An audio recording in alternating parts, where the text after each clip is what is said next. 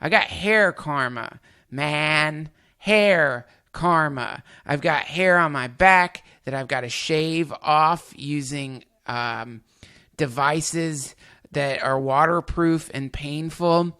And I've got hair vanishing from the top of my head, forming a Nick Drake, a little pink moon up there. But I think I've fixed it with the creams that I've been rubbing in, because the hair does seem to be forming back, which I consider a miracle. But no matter how much cream you rub into the top of your head or how much you shave the hair on your back, there is no way to avoid the fact that you are one day going to die. This is tremendously important to think about. We put it off. Death is swept under the carpet in our culture. In the hospital, they try to keep you alive as long as possible in utter desperation. They won't tell you that you're going to die. When their relatives have to be informed that it's a hopeless case, they say, don't tell this to the patient. And all the relatives come around with hollow grins and say, well, you'll be all right in about a month, and then we'll go and have a holiday somewhere and sit by the sea and listen to the birds and whatnot. And the dying person knows that this is mockery. Well, of course, we've made death howl with all kinds of ghouls. We've invented dreadful afterlives. I mean, the Christian version of heaven is as abominable as the Christian version of hell. I mean, nobody wants to be in church forever. Children are absolutely horrified when they hear these hymns which say, prostrate before thy throne to lie and gaze on thee. They can't imagine what this imagery means. So the idea of what might happen after death, well, you're going to be faced with your judge, the one who knows all about you. This is Big Papa, who knows you were a naughty boy and a very naughty girl, especially girl, from the beginning of things. He's going to look right through to the core of your inauthentic existence. And what kind of heebie-jeebies may come up. Or you may believe in reincarnation, and you think that your next life will be the rewards and the punishments for what you've done in this life. And you know you've got away with murder in this life. And of course, awful things are going to happen next time around. So you look upon death as a catastrophe. Then there are other people who say, well, when you're dead, you're dead. Nothing going to happen at all. So what you got to worry about? Well, we don't quite like that idea, because it spooks us. You know, what would it be like to die? To go to sleep and never wake up? Well, a lot of things it's not going to be like. It's not going to be like being buried alive. It's not going to be like being in the darkness forever. I tell you what, it's going to be like as if you never had existed at all. Not only you, but everything else as well. That just there was never anything, and there's no one to regret it. And there's no problem. Well, think about that for a while. It's kind of a weird feeling you get when you really think about that. You really imagine it. Just to stop altogether. And you can't even call it stop, because you can't have stop without start. And there wasn't any start. There's just no thing. Well, then when you come to think of it, that's the way it was before you were born. I mean, if you go back in memory, as far as you can go, you get to the same place as you go forward in your anticipation of the future as to what it's going to be like to be dead. Then you get these funny ideas that this blankness is the necessary counterpart of what we call being. Now, we all think we're alive, don't we? I mean, we're really here? That there is something called existence? You know, the existentialists, Dasein, thrownness, you know, here we are. But how could you be experiencing that as a reality unless you had once been dead? What gives us any ghost of a notion that we're here, except by contrast with the fact that we once weren't? And later on, won't we? But this thing is a cycle, like positive and negative poles in electricity. The Duncan Trussell Family Hour is sponsored by Audible.com and Sure Design T-shirts. Audible is an incredible company that creates audiobooks. And for those of you who feel like you're not spending enough time outside, for those of you who feel like you want to get on the treadmill more, there's nothing like an Audible audiobook to get you out there, especially if you have dogs, because walking dogs can get really boring and stupid and annoying, but you want to give your dog a nice long walk. You should be giving your dog a 45-minute walk a day, according to Dog Whisperer. You selfish asshole. Don't just take your dog out in your yard and let it piss. The thing you don't understand, your dog's nose is so powerful that every time you fart, it's like a nuclear bomb has gone off for that dog. So recognize that. You don't smell the things a dog smells in your house or apartment. You don't smell the pungent stink of the bit of chicken stuck in between your molars. You don't smell the beginning growth of the athlete's foot that's springing up between your stinky, unmanicured toes. You don't smell the tiny little bit of shit left in your ass, or the urine that is soaked into your underwear, or the little bit of sweat on your chest. That's all your dog smells. It's buffeted by the stink of the hairless chimp it's living with, and it's gross. So you got to walk it at least 45 minutes a day so it can get smell what it wants to smell, which is the piss of other dogs. Get it out there. And the best way to stay out with your dog for a long time is by listening to an Audible audio book. And great for the treadmill. I'm listening to The Wastelands, which is book 3 of the Dark Tower series, and I asked Audible if I could play an audio sample of it because the voice actor is such a genius that it sounds like somebody went back in time and kidnapped a true cowboy and chained him in the Audible recording studio and made him read the Dark Tower series by Stephen King, which is the most psychedelic, awesome, deeply absorbing book that I've ever encountered. I love it. If you go to audibletrial.com/family hour, you can listen to it for free. All you have to do is sign up for a trial membership. That means that you sign up for a trial membership, you can cancel at any time, but you still get a free audiobook. And they also have thousands and thousands of other awesome audiobooks. I also just downloaded a Flannery O'Connor audiobook, which is pretty cool to listen to. And there's millions of others out there for you to listen to if you're going on a nice beach trip and you want to catch some sun, if you're climbing Mount Everest, if you're tired of the endless screaming of the baby you adopted. All of these can be taken care of with an Audible audio book. And every time you download one of these things, they give me $15. So it's a way for you to donate to the podcast if you feel like it. audibletrial.com/family hour. You get a free audio book. You guys probably heard about this, but recently there was this juicy Twitter scandal where the very attractive model / writer / comic Melissa Stetten was on an airplane flying back to New York from Los Angeles and was sitting next to a semi-famous actor by the name of Brian Presley.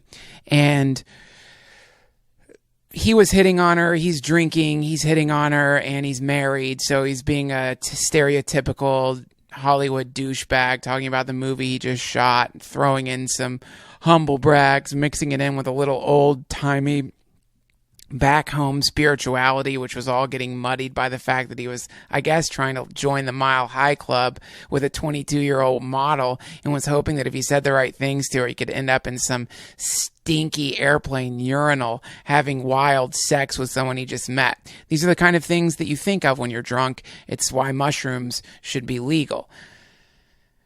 What he didn't know is while he was doing this, she was live tweeting this ear beating that she was getting, and it ended up going viral. The story got picked up by every major news source on the internet. People have been wanting to interview her. Fox has been wanting to interview her. It was just exploded, and I think it exploded because it's a representation of how privacy is something that is going to be a relic, and that we're all eventually going to have to get used to the idea that if you are a big enough douchebag, there is some small chance that your activity will be recorded and sent around the planet in a matter of seconds. It's all a representation of our exponentially accelerating course towards the singularity that Terence McKenna talked about, and how interconnectedness is going to force social change at every single level of society, not just at the level of the tyrant or dictator, but also at the level of the dick. Here's my interview with the very hilarious Melissa Stetten. So here's my interview with Melissa Stetten.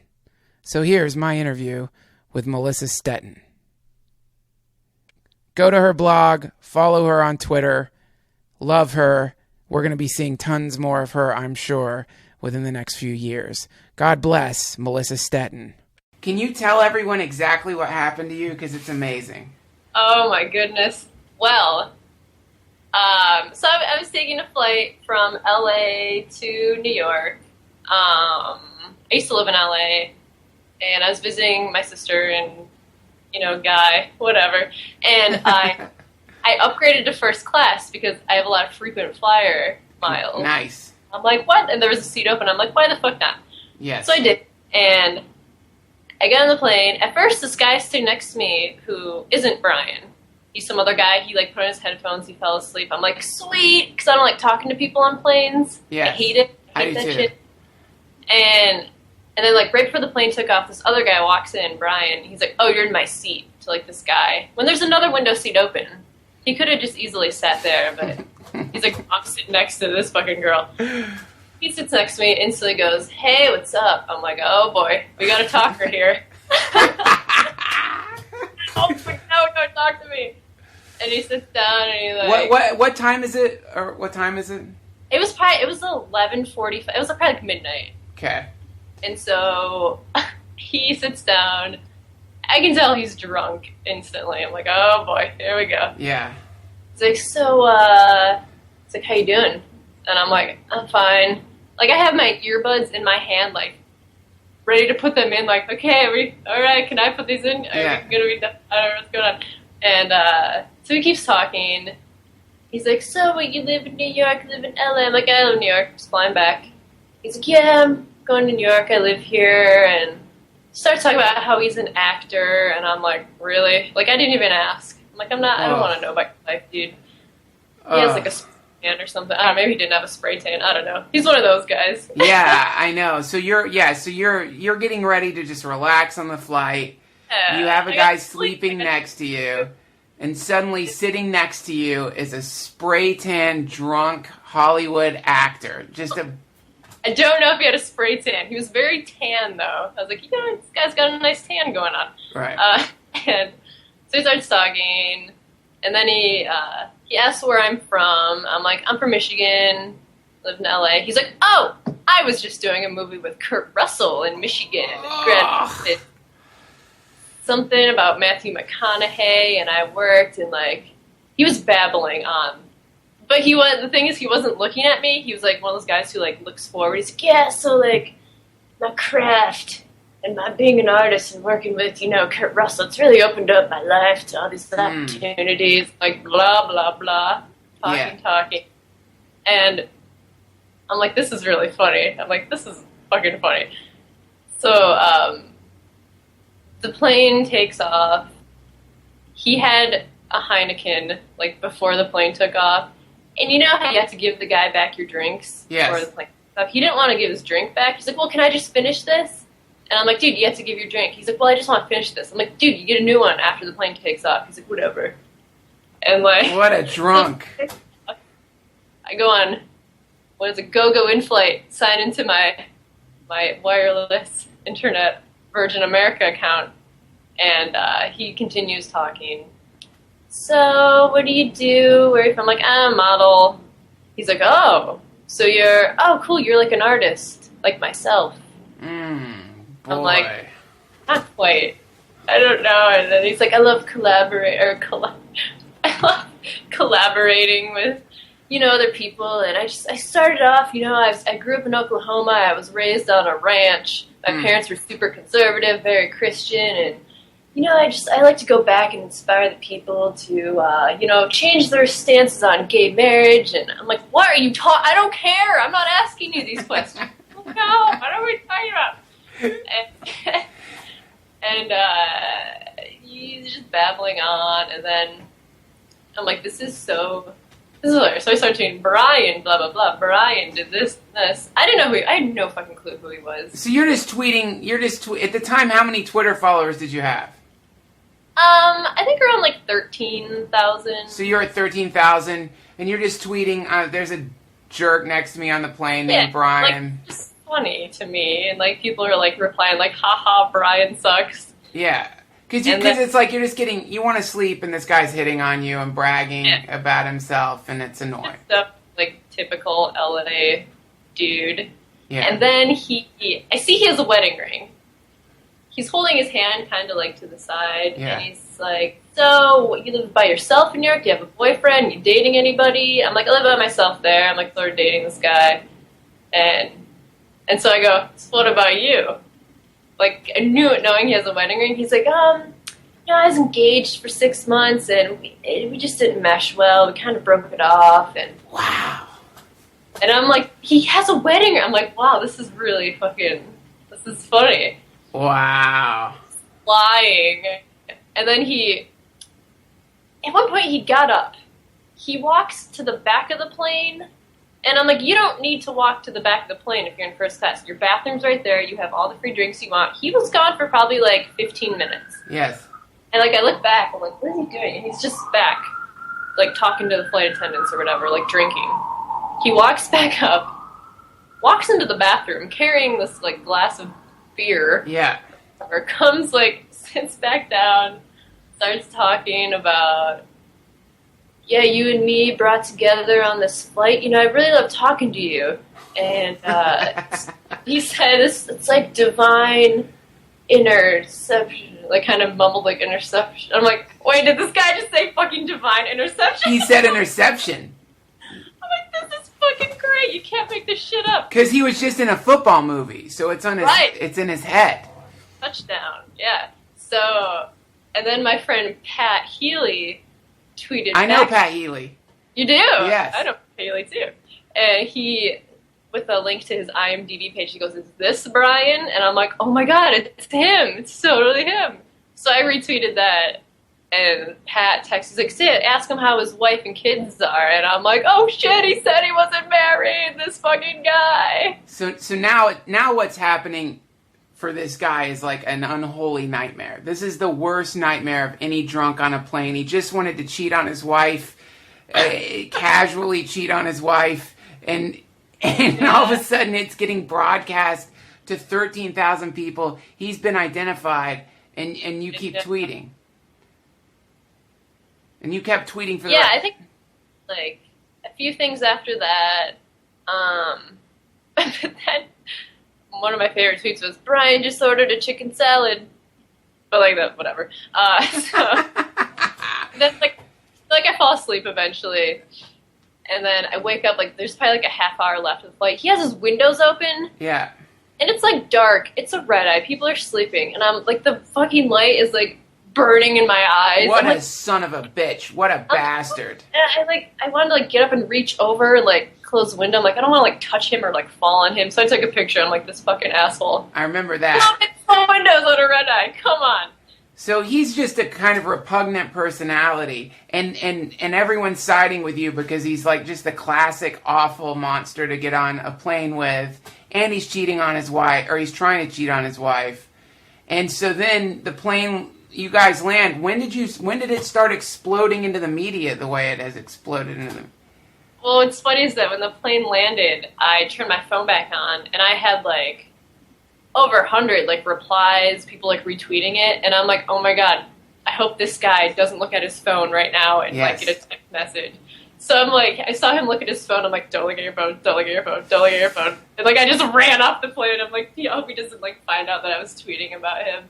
Oh, yes, I would have been terrified. But so this thing has gotten everywhere. The press has picked it up because I think they look at it as, and I kind of look at it the same way. It's like, holy shit, man, they're kind of saying like, where's privacy? Or the question is, the ethical question is the guy's clearly a douchebag. He's cheating on his wife. He's an unlikable fellow. He seems like a real cheeseball. But the question is it okay to just tweet to 13,000 people that this person's doing that to you? It's hilarious. As a comedian, I love it. But the ethical question is it all right? I think it's okay. I'm glad you did it. The guy, I think you were divine intervention in that guy's life. Showing him like how, the immediate results of bad action. I didn't know who he was at first. Like after Pat sent me who he was, that kind of was like, oh, it's this guy. I didn't know. I've never heard of this guy. I didn't know he was in a movie with Kurt Russell or whatever. I mean, he's not like that huge of an actor. But like the next day, I would get calls. I have voicemails from ABC, Today Show, Good Morning America, The Ellen Show. And I don't want to go. I'm not going to. What am I supposed to say? I don't want to be one of those people that's like, yeah, he was totally hitting on me, and go on like Montel Jordan and be like, oh, he was cheating on his wife. Like, I don't want to be one of those people. It seems like you were just being more playful than vindictive. It just seemed fun. I don't want to ruin this guy's life. I'm not like, I don't know. It was more fun than it was. It was fun, but now he's denying it. I've been looking this up, and it seems like the people in the UK are pissed, man. I don't know. That article is so funny. The Daily Mail. Yeah, I was 22, which I'm not. They said I'm not to be believed because at one point I took Zoloft. Yeah. Oh my God, it's amazing. Can I read the headline here? I've got it pulled up. Can we trust anything in all uppercase? Can we trust anything Melissa Stetten says? Model who tweeted actors' in-flight advances has history of stretching truth. Now, here's the examples they give of you stretching the truth. One is that you are on Zoloft.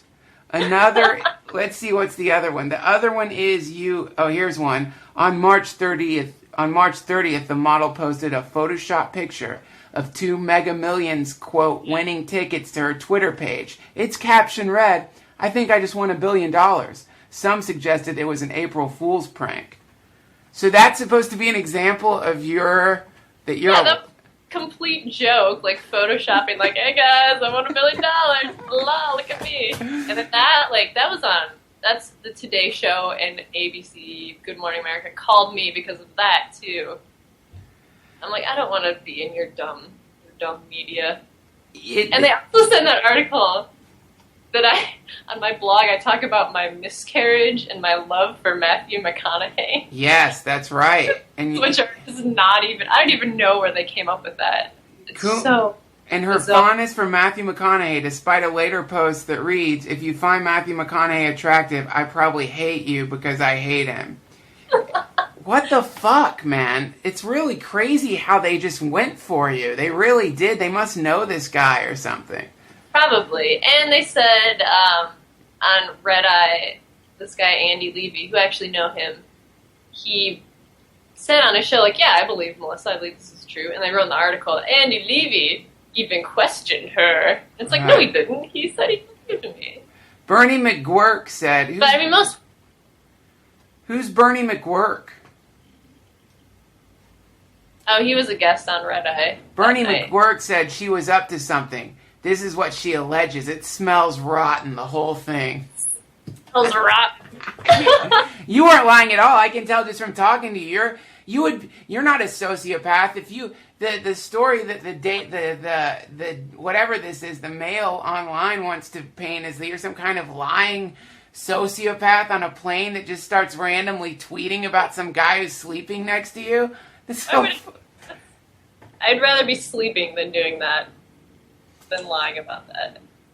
What's funny to me is I get a lot of comments on my blog saying she was just pissed off because she was flirting with him and he wanted nothing to do with her. So many people say that. I'm like, how misogynistic are you?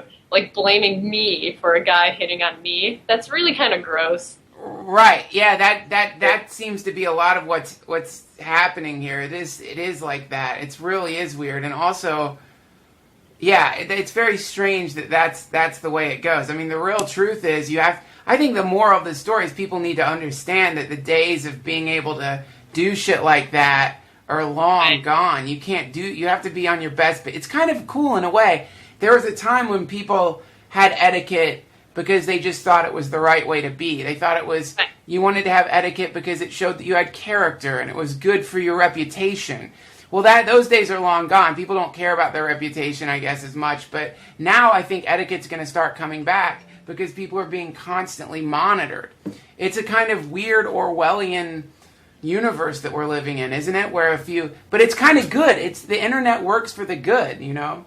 Right. At one point, I was like, how do I record this conversation? Because what he's saying is just bullshit he's spewing you can't make it up. It's just really, and I was like, but then I was like, why would I record? I don't know. It was kind of weird. And then I was like, maybe it is kind of invading his privacy a little, recording what he's saying.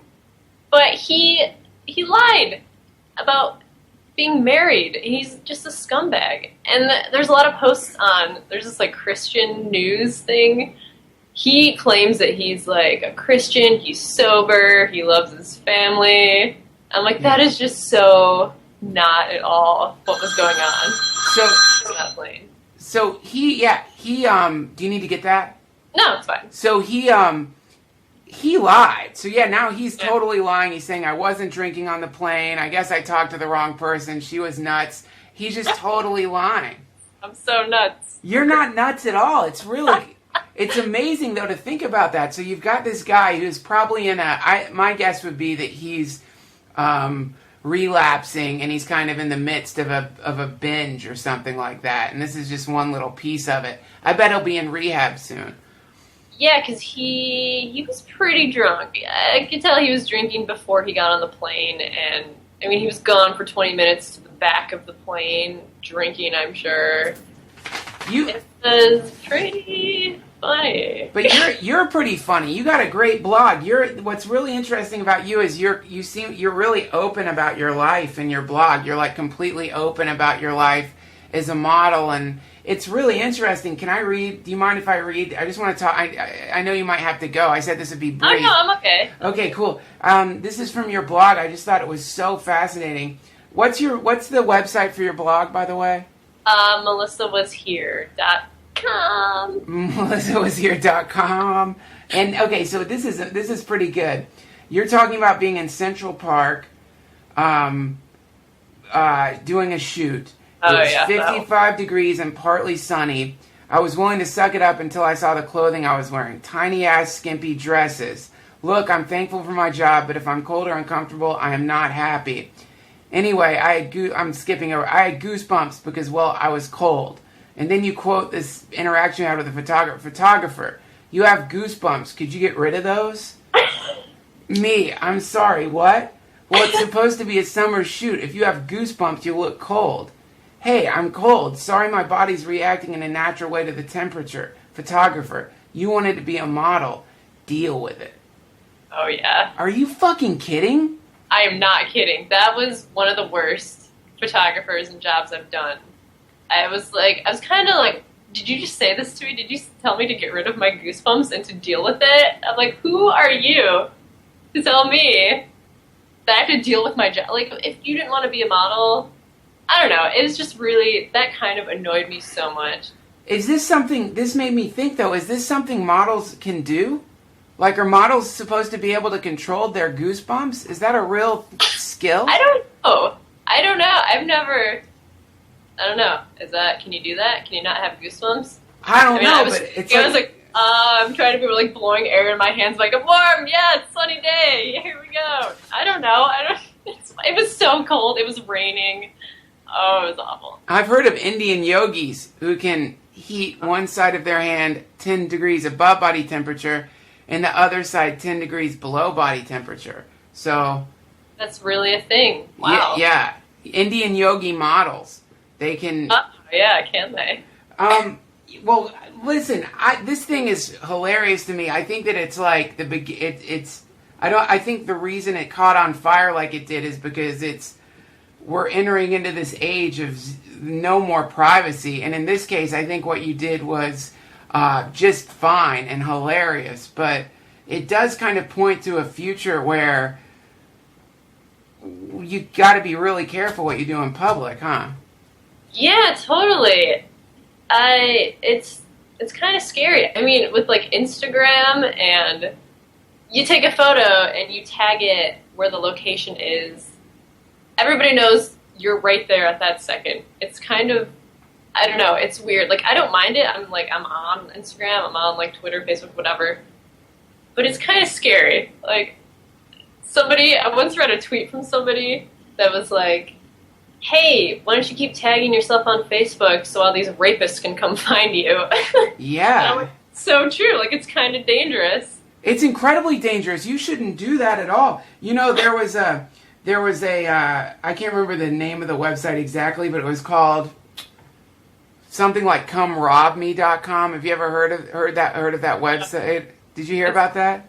No, I haven't. So what it would do is it was some kind of bot that anytime anybody tweeted they were on vacation and had the location of their house, it would just put the location of their house and when they were on vacation underneath it so that people could rob them. And a few people got robbed. And the site was the people who made the site said it was to point out how privacy is vanishing right now. But they took it down because people were actually getting robbed, of course. Oh my God, that's horrible. It's horrible, yeah, it's horrible, but it's this thing that happened to you is just going to keep happening more and more. You know, they even, I don't know if you heard about this, but they have devised a technology that can use your wireless modem to do kind of like a radar scan of your house, and so you can almost see through walls is what we're getting to. Oh my, it's the future. But it's a future where we're the ones doing the monitoring, huh? That's the strange thing. Yeah, people do it themselves. It's not like the government's trying to monitor us, man. Right. Everyone is, like, giving up their location and whatever, every single thing they're doing, every single day they tweet and they Facebook. So people claim that it's, like, the higher power, it's government, and it's all whatever. But it's everyone, us, we're doing it. I'm doing it. You're doing it. We're doing it to each other. We're all competing. Yeah, we're all little 1984s, huh? We're all running our own surveillance programs. It's really curious. Well, I guess you're in the you're at the crest of the wave of it all. But I think you're. Oh, I know. My mom called me. She's like, Melissa, you're on television right now, and I'm like, oh boy, I'm like, what did I do? What have I done? It's fine. Do you think it's helped you, the whole thing? Has it helped your life at all? I mean, it's entertaining. It's fun. And, I mean, I've got a lot of people reading my blog, but I have to deal with so many people comment on it, and people are really mean. Oh, yeah. And it's the internet. And it's, like, some comments are, like, one of my favorites was some guy said, oh, you just need attention to get your sausage wallet properly stuffed. Oh, fuck. And I'm like, it's really funny to me to see the mean things. And some guy was like, how's your shallow existence of a life working out for you? Oh, yeah. Guys, see, that's the thing. That's the funny thing about this is, like, I guess people get on Team Guy. Right, yeah, a lot of people, it's like half and half. People are on that guy's side who are like, yeah, she was clearly lying to get attention. No, I don't need attention. You don't need attention. This is just something you were doing for fun. You're a successful model. You don't need attention. You get attention all the time. You've got a real rarefied life. Very few people do that. So this was just for fun. And also listen, I think of all the stuff that guy did, what's worse than cheating on his wife when he's got kids or drinking when he says he's sober? Don't open the fucking window on a red eye, man. Don't do that. That is just not... Who does that? What kind of monster opens a window? Yeah, that's a Luciferian move. That's a satanic move. If anytime anyone opens the window on the plane in general, you just want to choke them. But on a red eye, on a drinking binge, what a monster. Well, thank you so much. Thank you very much for speaking about this incredible incident. And congratulations on... Congratulations! I think it's cool. It's really. I think some unexpected good things are gonna come to you. And yeah, I'm pretty excited about it. I guess it's pretty cool. Say the name of your blog again, so everybody can go read your blog. Melissa was here. Kism. And what's your Twitter? It's just my name, Melissa Stetten. Melissa Stetten Twitter. Go to her. What's that? No big deal. Go to her blog. It's a hilarious blog, by the way, everyone. You've got to go read the blog because it's really, really honest and interesting. And when I stopped recording, I was on Zoloft. I'll tell you about that. Thank you very much. The Duncan Trussell Family Hour is also sponsored by one of the greatest t-shirt companies in the known world. Sure Design T-Shirts sponsors the Duncan Trussell Family Hour. They not only print some of the coolest t-shirt designs ever, but they print these designs on some of the softest fabric that has ever existed, and probably there will never be anything softer than this. There are many things that I used to think was soft. The back of a young nun's knee. I used to think that was the softest thing. I used to have a young nun friend of mine, and I would fondle and rub the back of her knee and then smell my fingers because it smelled like a combination of incense and peppermint. But that nun's knee was nothing compared to the fabric of Sure Design that Sure Design T-shirts uses. And this has always interested me because my grandfather, my father would always tell me, ain't nothing softer than the back of a nun's knee, boy. And so I was talking to my friend Bennett, who runs Sure Design T-shirts, about this, and I said, I always thought there was nothing softer than the back of a nun's knee, and then I wore your shirts, and they're softer than that. What is that? Here's the hilarious thing. Sure Design T-shirts uses as their fabric the skin from the backs of nuns' knees. There's a lot of nunneries apparently around Thailand where they're stationed at, and they go in there with dogs. They go in there wearing gas masks and wearing all these really intense, like, post-apocalyptic Texas Chainsaw Massacre style outfits. They've got a guy there with an electric guitar who kind of like does like hard, heavy, like stoner rock anthems. He plays those while they grab the nuns, handcuff them down, push them against the wall of the nunneries, rip their skirts off, and shave the very back of their knees off. And then they bag these knees up in a bag made of nun's knee skin, and they carry these back to the secret headquarters of Sure Design T-shirts, where they are sewn into shirts. And then they take massive amounts of bath salts and they draw their hallucinations using any residual blood from the nun knee raid. And that's how they come up with the awesome designs for these shirts. So go to suredesigntshirts.com, click my name and type my name in, and you will get 10% off of these shirts. They're awesome. And they also are printing shirts for us at DuncanTrussell.com. We have a bunch of new shirts that are being printed right now at Sure Design T-shirts. Go check it out at the DuncanTrussell.com at the shop, the family shop. And there's also a few little hobo posters left. Pretty soon I'm going to be sending out 666 out of 666, and the world's going to plunge into an awesome new era that seems exactly like the era that we're in, and no one will even know that anything changed. But we only are printing 666 of these things, and I'm almost completely out of the posters.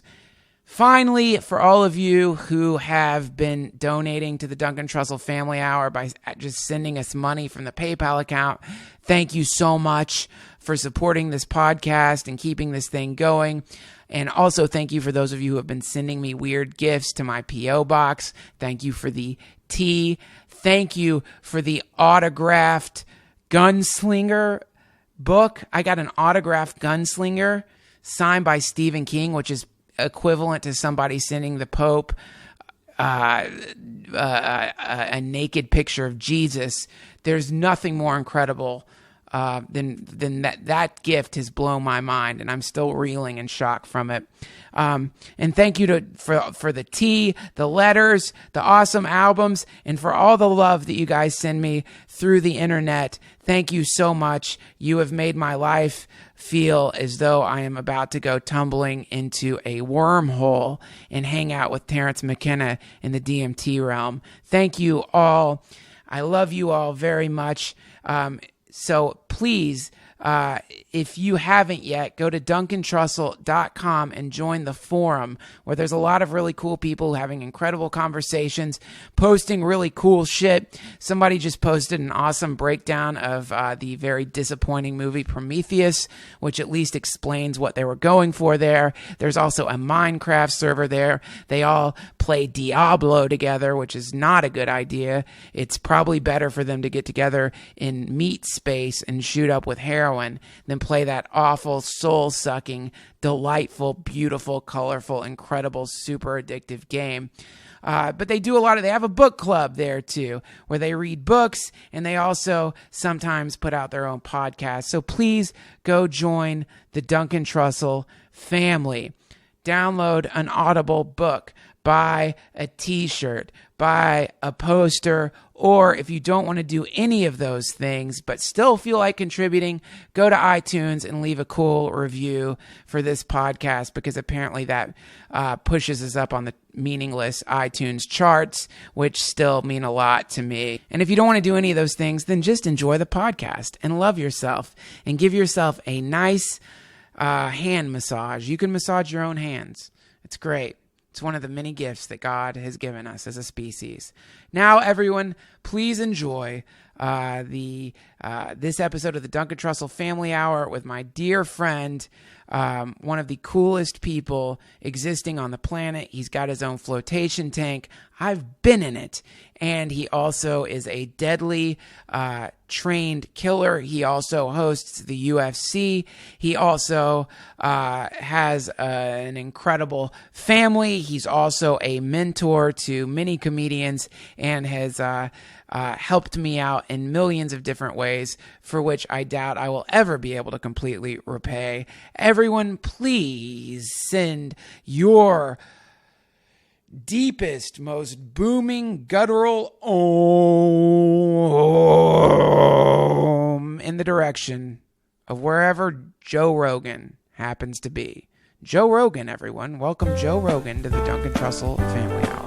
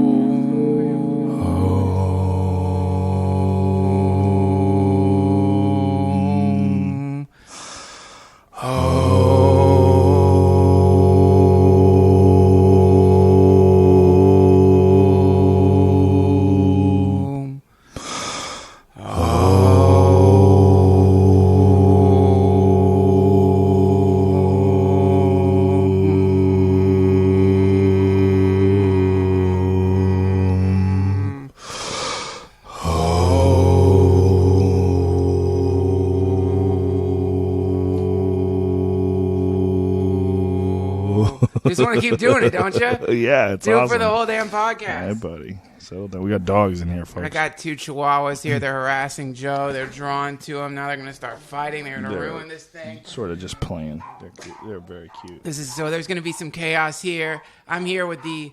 That's another dog. That's a dog coming. That's a dog in that fence. That's a neighbor dog. Doesn't usually happen. Hey. Settle down. Settle down. Settle down. Settle down. Just someone Everybody. walking by the back fence. Dogs are amazing, but I don't know why they're drawn to you like that. They're not that good for podcasts. Do you have chicken in your pocket or something? No, dogs like me. Oh, there they go. One's gone to her blanket. Thank God. Little baby. And the other one's going to be annoying for a second. That's Blanche. This is a rescue dog. They're both rescue dogs. This dog, Blanche, came to us pregnant. This is the one that came with all the puppies. Had like 5 puppies inside of her when we adopted her, and we didn't know that. So we took her to get her fixed, and the vet's like, she's got puppies, and we can get rid of the puppies, but it'll fuck her up. We can give her a dog abortion, or you can just let her have the little pups. So you let her have the pups? Let her have the pups. It was amazing to watch, man. Yeah. Have you ever seen a dog give birth? No, but I know the dogs that have had puppies, the female dogs, are sweeter. They're sweeter and more, they're better at the interacting with people, better at interacting with little kids than dogs that haven't had children. Much like women You think who have had so? children and haven't had children. Do you think women who haven't had children, it's like something just doesn't connect in them or something? Well, I think, there's a series of signals that your body sends you, and there's some things that your body would like you to do while it's here. And some people decide that the things that they like doing, whether it's, dance or art or whatever, acting, is more important than the signals your body's sending you. And so you push them off, until you're terrified at making that big leap. Like, am I really going to be that woman who never has a child? Yeah. And then you freeze your eggs, and then maybe you fucking pull some crazy move when you're like 48 and try to stick them back inside your body. When you take not your frozen body. embryos. Not your body. Could be somebody else's. You hire an envelope. You stick them in a young girl's body, and she pops out the kids. And then your kids are like 15, and you're like 70 with a palsy. And I have a friend who adopted, and I have several friends that adopted, but one in particular where it's just it's weird to watch a woman raise someone else's kid. It's not the same. It's not the same as the connection that you have with something that comes from your body, and it doesn't mean that you can't love it equally and you can't just be unbelievably enthralled with this baby. But there's a process that happens to a woman when a woman has a kid. It's not to say that every woman should have a baby. You should be able to do whatever the fuck you want to do. Yeah. And as long as you're not hurting anybody, why would I be upset? Yeah, why do you want to destroy your vagina? Like, it doesn't always have to destroy the vagina. Vagina's pretty flexible. Yeah, man, but imagine It if springs right back, really. Unless you have shit genes. I would think if there was something that I could do a couple of times in my life, and I knew that for a little while it was going to rip my asshole open, I would still contemplate. I would still be like, I don't know. I don't know if I want to. Yeah, I got a whole joke about if guys' dicks exploded. Oh no! There'd only be 10 people on the whole planet, and if your dick exploded, it'd turn into like a hot dog every time you went to have a kid. Just kids popped out of your dick. There'd be 10 dudes on the whole planet, and they'd get together when Bob got eaten by a hippo. We got to meet and decide what's up. I'm not getting my fucking... Let's draw straws. Fuck it. I don't even like living. I'll jump in a fucking volcano. Everybody would be depressed. Well, have you ever heard of sounding? Have you ever heard of sounding rods? Do you know what that is? No, what is that? Sounding rods is a thing at dominatrix. It's these rods that a dominatrix inserts into your cock hole. Hey. It's like these steel rods that they like fuck your cock hole with these steel rods. Yeah. It's fucked up, man. Yeah. It's fucked up, and they call them sounding rods because it makes you scream. Oh, my God. What a crazy name. Yeah. Sounding rods. Yeah. People invent that shit, It's weird to think that there's people who are so perverted that they have to make tools to do shit. Think about the things that people invented during the Inquisition, just to torture people. Yeah. They invented racks They invented things that they could stretch you out on. They would make a crank that would slowly rip your body in half, and you were being excruciating pain as your ligaments rip apart and separate from the bone, and you're literally getting torn apart.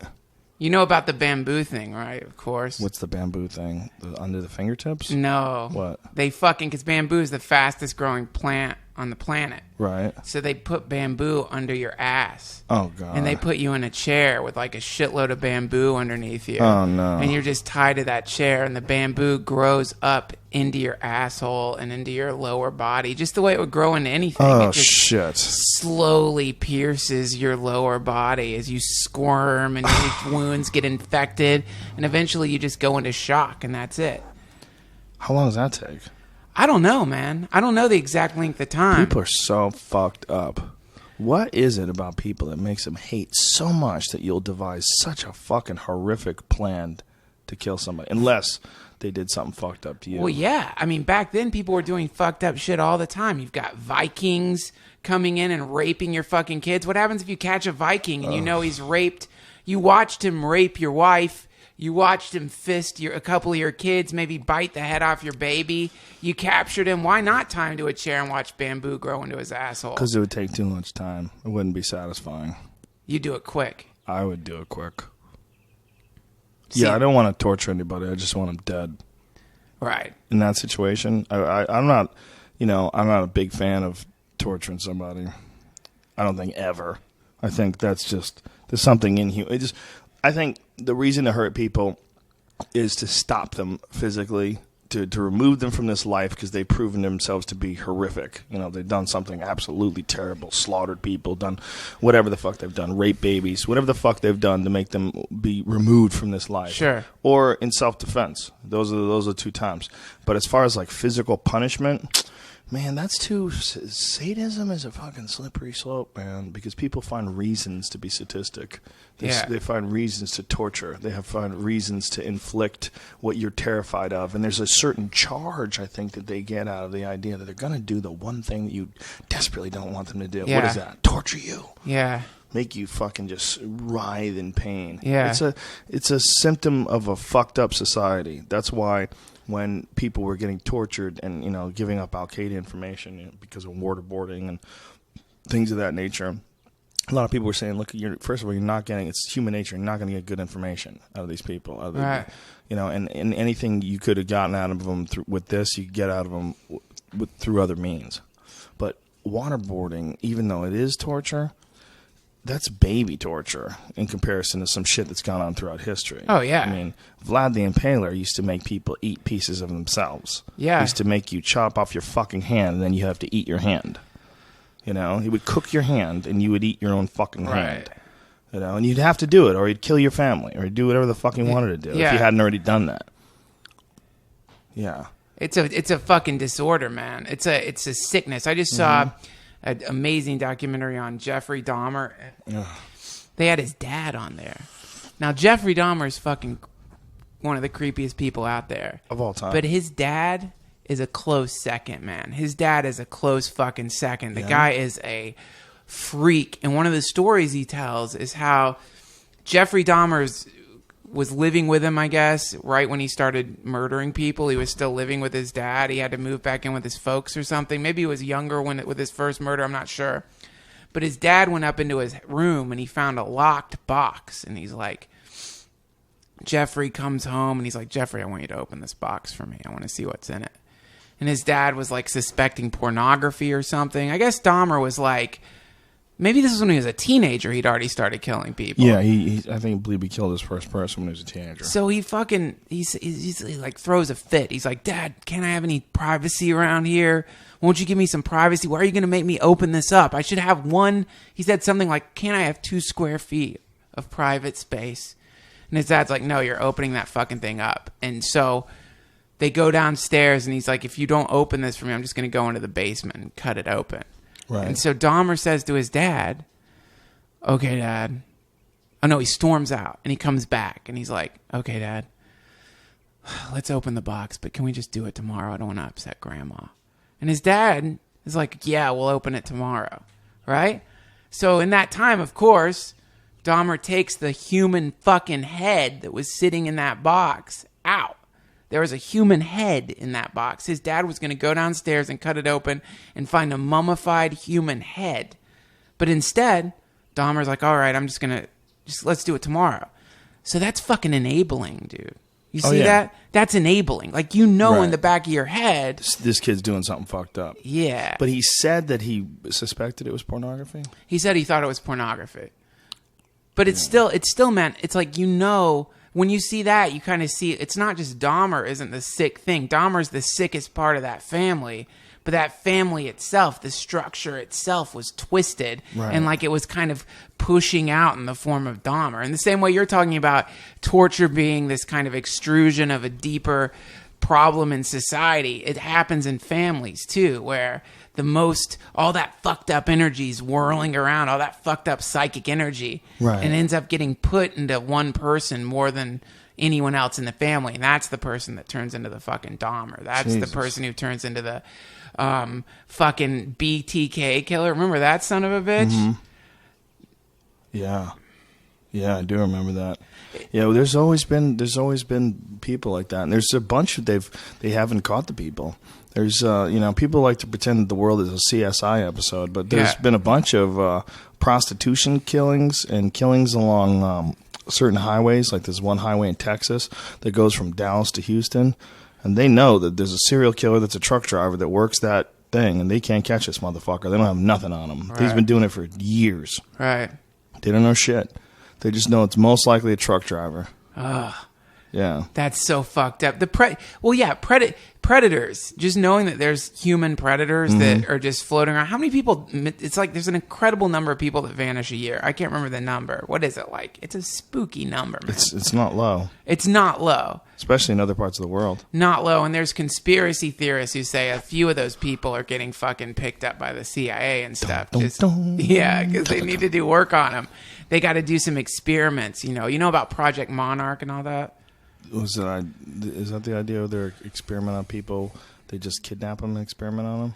Well, yeah, it's the idea that they use like psychedelics to kind of program. It's this awesome conspiracy theory. Somehow Jim Jones is tied into it too, but they were doing like, it's MK Ultra. It's with MK Ultra. It's tied into all the mind control. Yeah, we know that they were doing tests with psychedelics. Yeah. There's no question about that. They've come forward and said that, but they were trying to figure out if they could implant false memories in people. And they were trying to figure out if they could,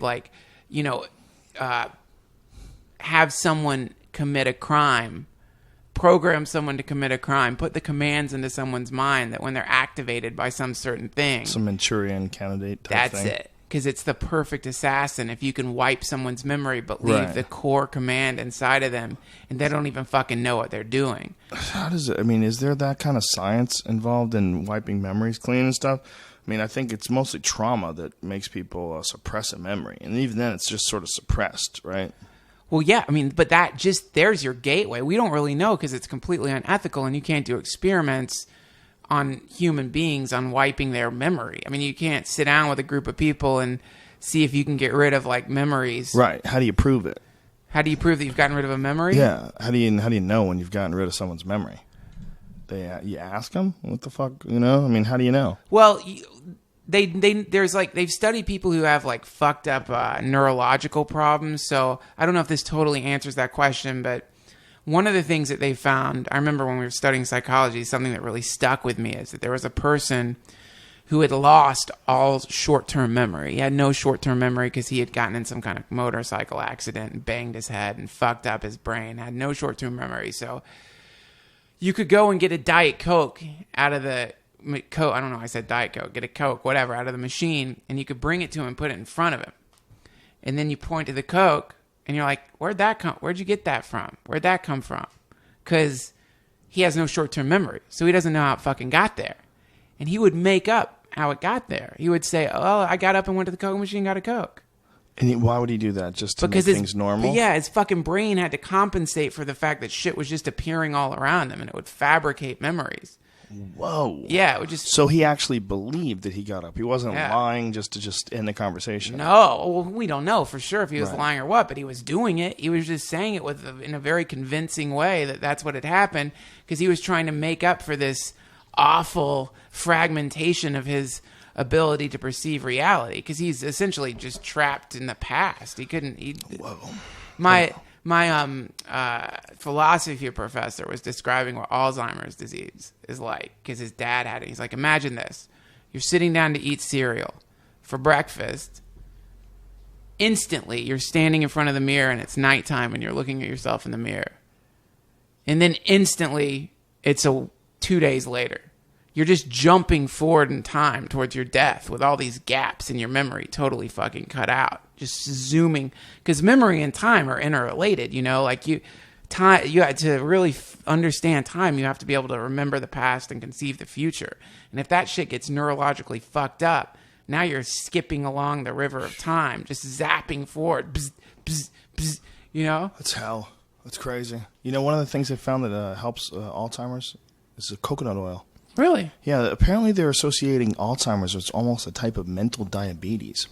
And that sugar and sugar intake and things along those nature, might be one of the things that causes early onset. Ugh. And that they're curing Alzheimer's or helping people and aiding their symptoms and getting their symptoms to go away or to mitigate with coconut oil. Coconut oil is supposed to be really fucking good for you. Wow, I didn't know that. Yeah, people at one point in time thought, oh, it's filled with cholesterol, it's terrible for you. No, apparently coconut oil is fucking fantastic for you. I believe it. Coconut milk's incredible. Yeah, stuff's pretty badass. But that's got to suck, man, being in that sort of a mental trap like that. Yeah, totally. Well, but that's the thing when you die. One thing you know for certain when you die, is that time ceases to happen. You know, there's no more time. We assume, but we don't know. We don't know what the fuck happens. It could be just like the whole universe theory we were talking about the other day, that now what has become mainstream, something we've been talking about for a while, the fact that inside every black hole may very well be another universe. And it may very well be that as this life ends, it pops through to another place. You brought up an idea once, and it's really fucked my head up. I've been thinking about it a lot ever since then. And the idea was that when you die, that you just wake up in another situation. You wake up, maybe you just got in a fender bender. You get out of the car, and you're like, oh, wow, look at all this. Meanwhile, you in another dimension, you died. Yeah. And you pass forward, and all of a sudden, you just got out of the movies. You open up the door, and boom, you've been inserted into this new environment. Yeah, no and break. that life is literally eternal. It's just you're confused by your own timeline that you seem to be stuck in. Never ending, always just zapping through the multiverse, just sort of like your self is a radio wave that your physical body is the antenna for, and it's tuning into yourself in this moment. And the moment the antenna dies, that wave that is yourself goes to the next closest thing and just pops into it. Another thing that's always fucked me up is the idea of the universe as not being one contained thing, but being an infinite series of possibilities. And that with each possibility, a whole new universe literally branches out. And that you're literally creating universes all throughout your day. Yeah. And it's just a natural part of the process. And that it's not one big thing, but one infinite series of fractals, and then it's just constantly reinventing itself, constantly creating new branches of it. Yeah, and every decision you make inflates a whole new universe. Everything that you do fills up, especially like the really big things, you know, like the big decisions in life, the big singularities that you happen, you know, where you end up like where you get married, for example, where you have a kid. That kind of shit permanently changes everything, you know? But everything changes everything, I guess. Every joke you tell, every podcast you make, every time you affect somebody with your words, that changes everything too. I mean, think about how many different people you put an idea in their head that perhaps they may not have ever had if it wasn't for your podcast or a comedy show or what have you, or a conversation you've had with them. And that idea branches out from their head, changes the course of their life, and then they share it with all these different people that they get in touch with, and then it just has this massive ripple effect. Yeah, we call that in the type of Buddhism I practice, that's called Kosen Rufu is what they call it, which is the idea is to be cultivating as much as you can in the material universe positive energy to try to like spread this like movement that's happening in the world. It's just a different name for the same thing everybody's talking about. Everybody's talking about this like, doesn't it feel like something's happening? Don't you feel it? Don't you feel it? There's something in the air, some change, something. And like, I think part of that is there are people starting to realize that this metaphysical boomerang effect that happens when you throw out good energy, it tends to come back to you in surprising ways, amplified, you know? Yeah, that's a real tangible thing that I've experienced in my life. It's 100% real. And one of the freakiest things about doing my podcast is that every time I go on the road now, I'll meet 100 people, no exaggeration, that tell me the podcast changed their life. Yeah. You know, that's crazy. I talked to some dude in Edmonton. He went in depth about how he's way nicer to people now. He goes like out of his way to be nicer. He goes out of his way to tip more. He thinks about things differently, and he treats it all like it's just like this big fun simulation he's going through. But that you really can change the whole frequency of the simulation. Well, you know, man, that's the one of the things in this Crowley book that I was reading. He makes this really quick, awesome point where he says, "There's no super squirrels. There's no squirrel that gets particularly good at collecting nuts in a certain way, and all of a sudden, all the other squirrels start imitating the squirrel." It tends to only be with humans. I think with monkeys a little bit. Maybe with dolphins, they say that some of them like you started adopting a way to like, I don't know, use a tool. I don't remember the specifics, but with humans, it's one of our most profound and obvious traits, which is that we imitate people. Everyone's imitating someone else. So, and this served a huge purpose if you think about it evolutionarily. Back in the day, you'd want to be as quick, the faster you could imitate the most successful member of the tribe, the better your chances of survival and the better you're going to be able to help the tribe by adopting whatever tactics or techniques the chief or whoever the best hunter was or whatever. So in that same way, so that's genetically embedded in us. Now, this is where things are fucked up. This is what people don't realize, how TV is like a little cultural Fukushima reactor, because people turn on TV and there's this implied idea that if people have managed to get on TV, well, they're doing something right. That's one of the dream careers, being a fucking Kardashian or an actor or being on TV and being famous. That's a fucking dream career, man. People, when I was a kid, you would see that and you'd be like, wow, holy shit, man. Those people are the top of the fucking food chain. So then, confusing the magic act with the magician, people see the way idiots are acting on TV and then they start imitating that as an instinctual thing because they're like, well, that's the most successful. Those are some successful people. They start imitating that, and the next thing you know, you've got this culture of materialism, right? It's a long way to get to the point, which is with these podcasts, I think they're hearing from you, this very charismatic person who's also really philosophical and also like physically in really good shape. I think that creates the same dynamic where people who people need you need a good example in your life, man. And you don't get so lucky, you know, in the normal incarnation that you to have that much of a good example. Like you did because you were in martial arts. But when I was growing up, man, the best example I had was it's the best fucking example I had. I met a guy at a summer camp who could like, you know, throw a tent up pretty good. He fucking, you know what I mean? Like he knew how to cook hot dogs on a fire. That was a pretty good example, but yeah, I wasn't in any close proximity to somebody who had been training in martial arts for their whole lives, right, or who had been like studying philosophy for a long time. I didn't have that. I could read it in a book a little bit, but there wasn't that personal that you knew, a person that you can experience with. Right. Yeah, I remember being a kid. And, you know, you'd meet guys' dads and hope that this guy's dad was a cool motherfucker that had something that you could learn from. Right. You know, I remember that. Just wanting to meet like someone who gave me some fucking hope. Something. Yeah, but until I got into martial arts, I really didn't see too many really powerful characters. It was someone who was just a unique individual, someone who had... You got to see people that have achieved excellence in something, you know, and something to understand that it can even be done. You know, like as you said, we like to imitate, we like to copy and sort of learn from other people's mistakes and other people's successes and adapt those, you know, positive traits. I mean, that's why so many people like will repeat the same phrases. I mean, where does that come from? You know, where does that come from? You know, fuck your couch, nigga. Where does that come from? Where does it come from? I'm rich, bitch. You know, where does that come from? JJ. Yeah, anything, no matter what it is, the repeating of it. It's like it's almost like an animal making a noise and the other animal's making it back, right? And all agreeing that you're together in some weird way, right? And so you begin to see how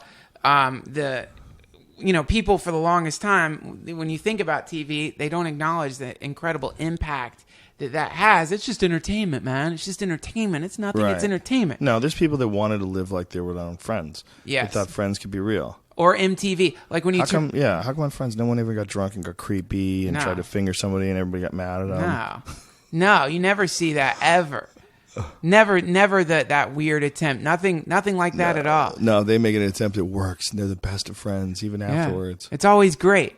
You know, and then with the emergence of reality TV, fucking Jersey Shore, you know, we think that, you know, you and I, when we watch a show, if you even watch that shit, when I watch a show like the Jersey Shore, I see it as a kind of like interesting sociological survey of a group of people that are overacting and, you know, just doing something to make some money. Right. But that's because like I've done well over 120 hits of acid trips in my life, done plenty of psychedelics. I've got a nice, strong immune system when it comes to seeing shit like that. My brain immediately deconstructs it.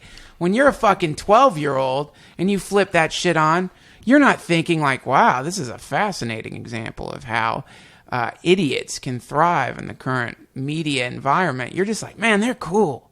Look how fucking cool those guys are. Nuts. Those guys are nuts. Yeah, well, you're certainly way too easily influenced at that age. Yeah, but those are the ones watching it. It's not just them, man. It's like, if you think about it, a lot of people are busting babies into this dimension, popping them in their crib, turning the fucking TV on with all those neurons in their brain, and that shit's just saturating their fucking brains at the earliest age ever. So you see, TV is a much more powerful medium than I think people like to acknowledge. And really, I think it's pretty well represented. Don't you think that people are pretty aware of how powerful TV is? I think that it's like, I think people have underestimated the effect of it. I don't know. I think we've underestimated the effect of all forms of media because every single one of them is completely unnatural. I mean, your body is set up.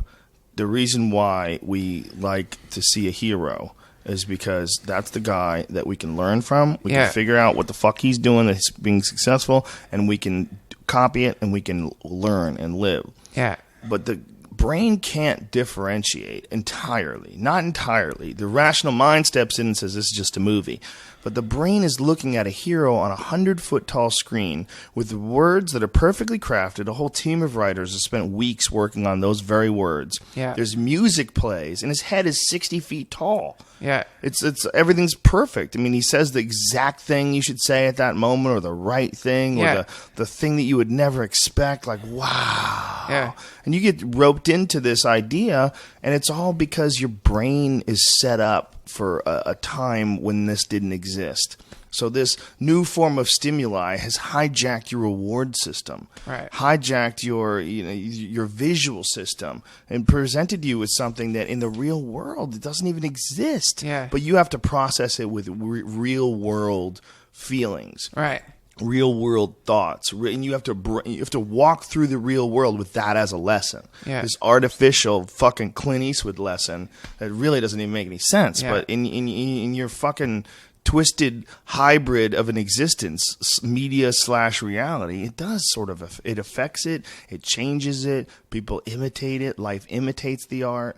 Life imitates the medium. Right. You know. So that's that. So when you start doing a thing like your podcast, where you're giving this voice, not just to yourself, but you're giving a voice to some pretty obscure motherfuckers who aren't going to show up on The Tonight Show. They're not going to show up on fucking Conan O'Brien. And you're letting them talk for 3 hours. For 3 hours. That's what we did John Anthony West today for 3 hours. Yeah.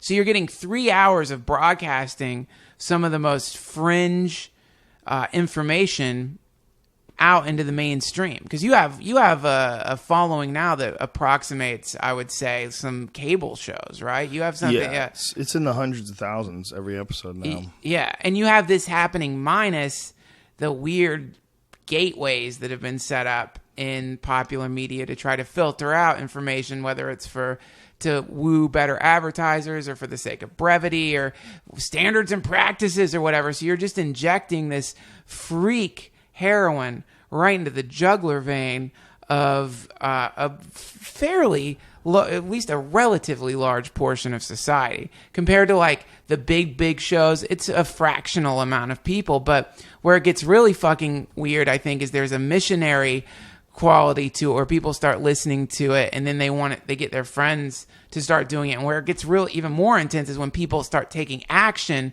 based on some of the things you might be saying. You know, right? Like they're starting to take jiu-jitsu classes, and people send me pictures of their kale shakes every morning. Yeah, that where you're creating like action, because that's the most important thing, man. Like talking about shit is fine, but when people start making actual moves, that's where it gets really fucking cool. We did an experiment.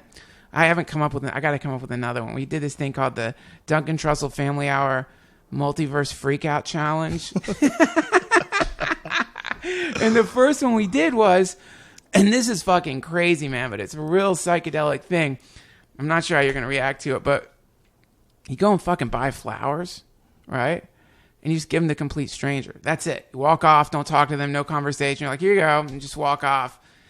And a lot of people did that and started posting like pictures of the flowers and the weird stories of like what happened. Not all of them good, but like a lot of times really cool shit happened, man, where people like, you could tell it made their day because this freakish bolt of novelty popped out of nowhere. And for those who weren't paranoid or like afraid that they're about to get fucking raped, like a lot of people really liked it. You know, I got to come up with another one. Like more. I got an idea. What? How about the next time we do a podcast, next time we'll do my podcast, we'll tweet it out that we're going to start a mass Om section. Yeah. A mass Om session around the world. Yes. Like all the people that are listening to it on Ustream. So Ustream is usually somewhere around 3,000 to 5,000 people at a time that are listening. Maybe more if it's an interesting guest. More even if we promote this, make a big deal out of it. And then we'll get those people, all the people that are listening simultaneously to Om all at once and see what that feels like. Oh, yeah, that's what we should fucking do, man. We should do that. That'd be fucking incredible. See, that would be so fun. It's so fun to start cultivating the more of like the interactivity of it, the more of like facilitating more connections, I think is like what this is all about. This is all about connectivity. This is all about like forming like collectives, little collectives and networks as much as possible. That's what's happening right now. You know, the fucking neurons are starting to like form connections, and these connections are blasting like really esoteric information. You and I blast each other with fucking weird ideas. And then now, I mean, I always say this, but now I get constant information coming from people. Some of it not so great. Some of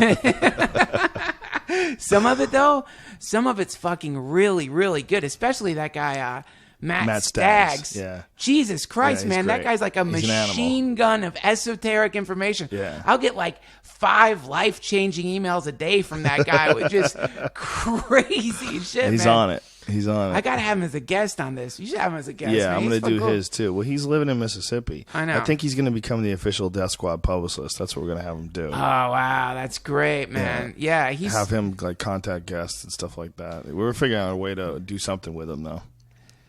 Yeah, man. It's cool, man. But that connection, and I know a ton of dudes like that I get like steady stuff from, and I retweet most of their things. Yeah. And I think that's interesting. But yeah, the access to information, once you develop sort of like a little Twitter community, and they kind of, podcast and Twitter community, and they kind of know like what you're into or what you might find fascinating or what they find fascinating and they want to share with you. You might not even, and they just start this exchange, and they know that you'll retweet things, so people go to your Twitter because they know that you're going to retweet some cool shit. Yeah. And it really becomes an awesome hive. Yeah, it's a hive. It's like we were just talking about, me and Pemberton were just talking about this on the last one, mycelium, the way mycelium interact, the subsoil network of fungus, and how there's like nodes that I guess are bigger clusters of mycelium that they're all connected to. Not only that, they look like brain cells, which looks like the universe. Which looks like the internet. Yeah. It's all crazy. I know. So you've got, that's what's happening. And so the compulsion here, this is the thing that like philosophically I've been experimenting with lately. And I think the ultimate goal in all this is to attain a true state of non-differentiation. Because right now we're still, I'm not saying turn into the Borg. I'm not saying, become a soulless, personality-less node of like information. I'm just saying like, if you can begin to remove the labels from your perception of reality as an experiment. I don't know if you ever looked at English and you try to see it as though it's not English, like try to see it like, try to remove your ability, the meaning you've attached to the letters and the way that they form words. You try to remove that as much as you can so that you're no longer applying meaning to the letters anymore. And if you do it, helps to be really high. If you do it, suddenly you can see what English looks like before you knew how to read, which is a really fascinating thing to look at. Because right now, whenever you see the formation of the symbol A, you just think A right away. Oh, that's A. You don't think about the shape of the thing so much, the way it looks, the reversed V with a line going through it and the 3 segments connecting everything. But if you can pull yourself away from it, you can almost see it the way you see Chinese. So in the same way, emotionally, when you start feeling a certain way, instead of trying to label it, which is, I feel good, I feel bad, I'm angry now, I'm hungry now, I'm anxious now. Don't label it at all.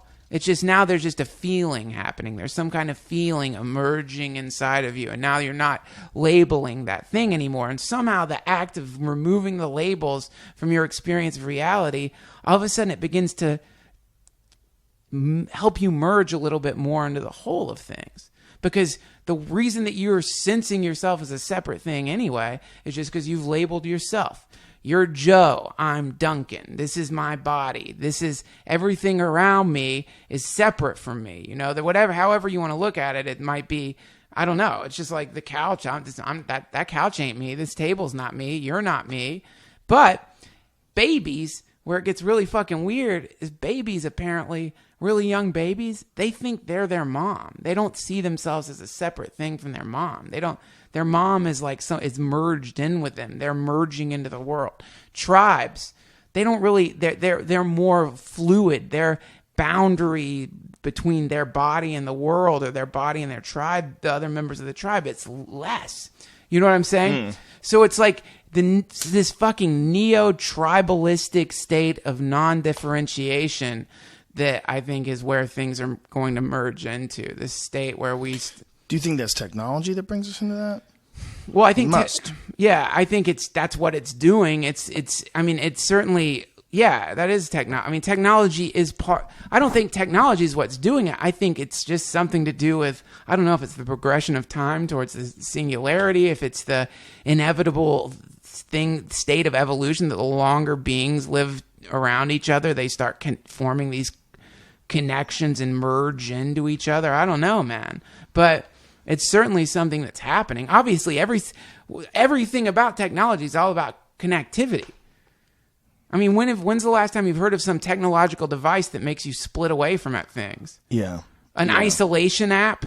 Well, especially what's the big trend in technology? It's social media. It's being able to connect with each other through phones that you can see each other's faces.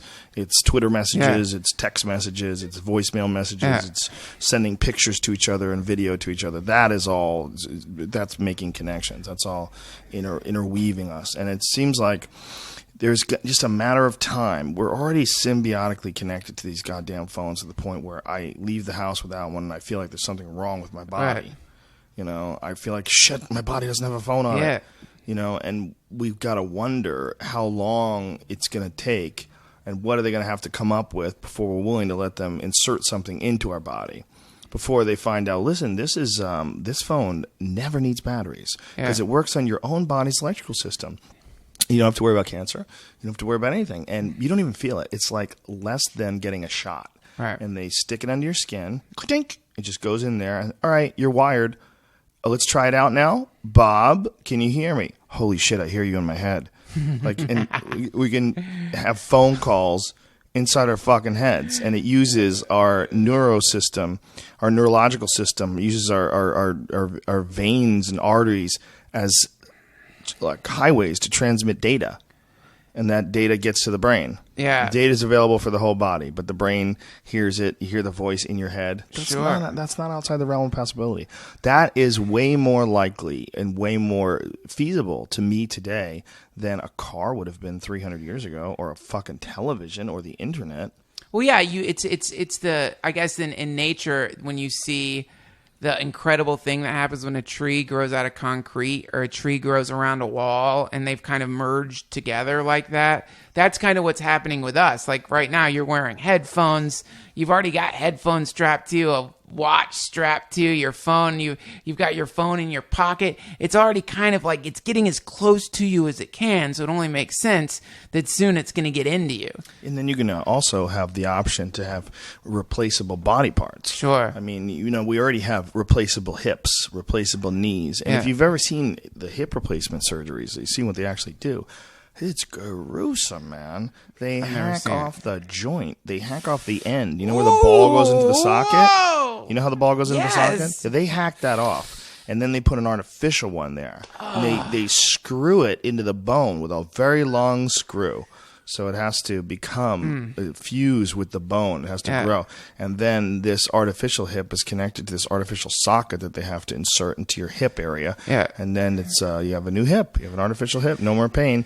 But it's like, whoa, that's just step one. Dick Cheney, for the longest time before they replaced his heart, he had a heart transplant. Before that, he had some sort of a technology that was pumping the blood through his body to the point where he doesn't have a pulse. No pulse. I heard about that. Which is fucking scary as shit. Especially, That's in the Bible, man. That guy's got to be in the Bible. Yeah. Well, there's something, certainly, that like he's some kind of demonic force or something. Yeah, a man with no pulse. Yeah. I mean, come on, man. The dead man. I mean, it's like some ancient parable, The dead man rules over the fallen, confused soldiers. The heartless Lord will lead them to war. Yeah, he's Darth Vader. The motherfucker is Darth Vader. Literally. Well, see, this is a funny thing, man. Not to go away from this idea of like the merging of humans with technology, and then the subsequent merging of humans with each other. Probably through that. One thing you mentioned earlier when you were talking about the idea of torture being a manifestation of the darker side of society. This is something Carl Jung talked about, and he talked about how, as human beings have a shadow side, like he said, all of us have a fucking shadow side. All of us have a part of us that's the part. You've got one of my favorite of your jokes, actually, is talking about it, where you talk about your spearmint rhino joke. Oh, where it's late at night. Oh, yeah. It's late at fucking night. And I don't want to give it away for those of you who haven't heard. I don't want to ruin it from them hearing it live, man. But it's fucking awesome. But it's the basic idea of it is that part of yourself that suddenly you're doing the worst thing and you were like, what the fuck? Am I really fucking doing this right now? You're looking at yourself, you're watching whatever it is, whether it's something as simple as smoking or whether it's like jerking off to particularly disgusting porn, and you're like, wait, what am I doing? Why am I doing that? Well, that's considered the shot, and there's, for some people it's much worse than that, like putting a fucking head in a box. But like, that's the shadow side, and it pops out at weird times and it goes back in. So when you see people on trial for doing some particularly fucked up thing, like roasting their babies in a microwave or whatever, they'll seem almost surprised, like it wasn't them. They seem authentically confused, like they didn't do it. And Jung would say, no, in a way they didn't. It was a darker part of themselves that had been repressed for so long that it had an opening, popped out, did some awful thing, and went back in. Almost a form of split personality. Here's where it gets awesome. So he said this phenomena is not just limited to the individual, but humanity as a whole has a shadow. The sort of the combined darkness of all of our repressed energy has its own being that from time to time manifests in the world in the form of the Holocaust, in the form of fucking what's going on in Syria, perhaps, in the form of planes flying into the World Trade Center. It happens at a much bigger level when there's this unresolved energy buildup in the mass of people. You know, it's dangerous to repress people. That makes a lot of sense. And it's so funny, but the idea that things are mirrored in the macro as well as the micro goes throughout everything in the universe. Yeah. The idea that the whole universe itself is actually just an atom, you know, in a much larger being that lives in another universe. I mean, that was part of a bit that I had once about the vastness, like really trying to wrap your head around the vastness of the universe. That fractals exist in nature. We know that fractals exist all throughout nature. The Fibonacci sequence exists. Mathematics exists throughout nature. Whereas there's a golden ratio to things. There really is. It makes you wonder if it all just the individual is the group, is the universe. It's all one thing. It is. I mean, it is, but part of what we do is we see ourselves as our own individual thing. And this is always the cause of so much suffering. I mean, whenever you find yourself in a particularly grim mood, 9 times out of 10, you'll discover that the reason you're feeling so bad is because you can't stop fucking thinking about yourself. You're thinking about your life. You're thinking about all the minutia and weirdness in your life. You're confusing the thought formations for you. That's like one of the first and best ways to get in a shitty mood. Like I'll spend like 3 hours in my head, man. 3 hours in my head, sometimes longer than that, getting in arguments with people that I haven't talked to in ages. You know what I mean? In my head. What if he said that? I'd be like, well, fuck you, man. You should have fucking... Bingo. Yeah. I'd be like, what the fuck's wrong with you, dude? I said that today in the car. I was in a fight. I can't even remember who. I was in the car and I'm like, yeah, well, go fuck yourself, man. And then I'm like... Yeah, that's another joke from my act where I talk about getting in arguments years later, like you're in the shower. Yeah. There you go. Yeah. It's true. It really does happen. It happens. If you're an idiot. It happens. Yeah, well, I'm fucking certainly qualified, dude. As do I. Because... So this is the thing though, man. You're able to see those thought patterns and step back from them and know that that's not you. That's not you. That's just a series of electrical signals blasting in your fucking meat computer. That's not you. Some people, they don't understand that their thoughts aren't them. They think their thoughts are real or are always right or are important, and so then they get caught up in these thought patterns, and these are the neurotics. These are the people.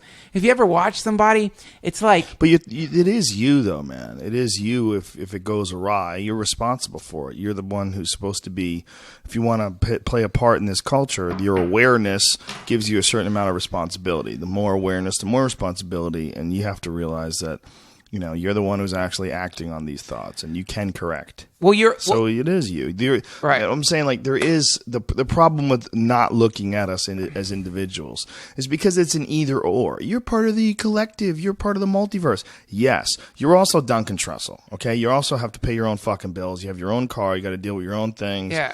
And you know, sometimes girls don't want to blow you. That's just life. What? Never. That's never happened to me. Come on, we've all been in a situation. You know. No, I know. You know what I'm saying? Yeah, no, we of course. are individuals. Well, it's weird. It's both in everything. This is the name of it is, I'm sure I've said this to you a million times, but it's the name is, and I'm probably going to mispronounce it, but it goes Asinka Beta Tattva, simultaneous oneness and difference, which is that you are simultaneously the entire universe and it's in everything, and you're this one individual person. But to get back to the idea of your thoughts not being you, what I mean is, well, of course they're you in the sense that they're in your fucking brain. They're part of your psyche, but your focus decides you're focusing on certain things throughout in your memories and things that have happened to you, and certain things you just don't even pay attention to. Right? There's like probably 17 things that happen, at least 17 things that happen to you today that you're never going to think about again in your entire fucking life. Maybe there's 1 or 2 things that kind of bugged you. Something bothered you a little bit. Maybe it's bubbling around, zinging around in your head a little bit. That's the thing that you're tuning in on. That's the thing that your self, your awareness, what they call the watcher, the thing focusing in, the Atman is another name for it. That's the thing that it's like you've decided to focus in on. But you can pull back, do a Google Maps on your thoughts and pull back and all of a sudden see a broader picture happening there. So you begin to realize that it's like, yeah, I guess the better way to put it is the thoughts that you're having are not all that you are. You know, it's not the sum total of your being. It's not your thoughts. In fact, it's the narrowing of your focus to one or two or three reoccurring patterns that you keep getting caught on, like brambles. You know, these are the patterns we get stuck on. Some people get mad at this. Some people get mad at that. You know what I'm getting stuck on right now? You know my thought pattern? My bald spot. So when I go out into the world, you know what I see? Bald spots. Dude, you need to shave your head. Shaving my head was the best thing I ever did. I got a big fucking old watermelon head. You got a nice head. My head's like a fucking... Shave it. Stop it. That's what your head's shaped like, no matter whether it's covered with fucking goofy hair. Yeah. I'm telling you, shave it. Just do it once. Do it once. You'll be so free. You'll go, oh my God, why didn't I do this the whole time? One less thing to think about. Buzz it down. Dude, I'm telling you. It's nonsense. You don't look better with hair. You just look different. It's the dumbest thing I ever did was just try to keep my hair and concentrate on it. I should have shaved my head many, many years ago. I could have saved myself all the drives to get my fucking haircut, all the looking in the mirror at my hair after it was cut, going, it fucking still looks like shit. Dude, all that thinking. If when you shaved your head, if you had found behind your ear, no, just like a little 666.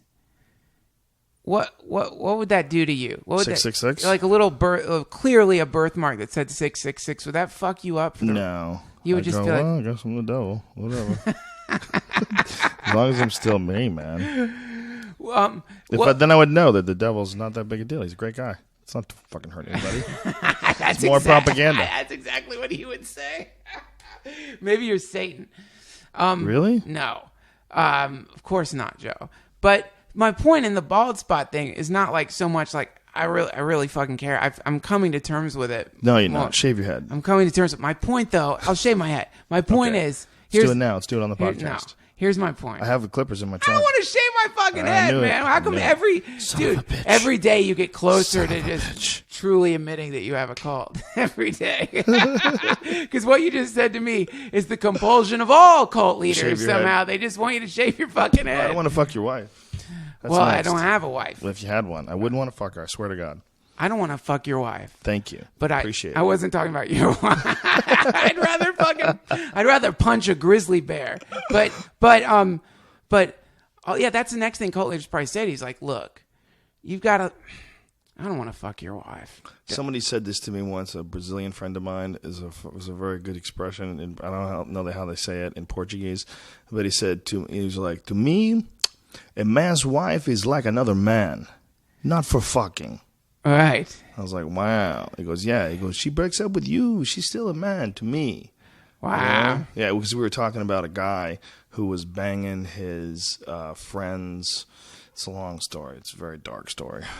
Banging his friend's wife. So dark. That's a common thing. It's so dark. That's a common thing.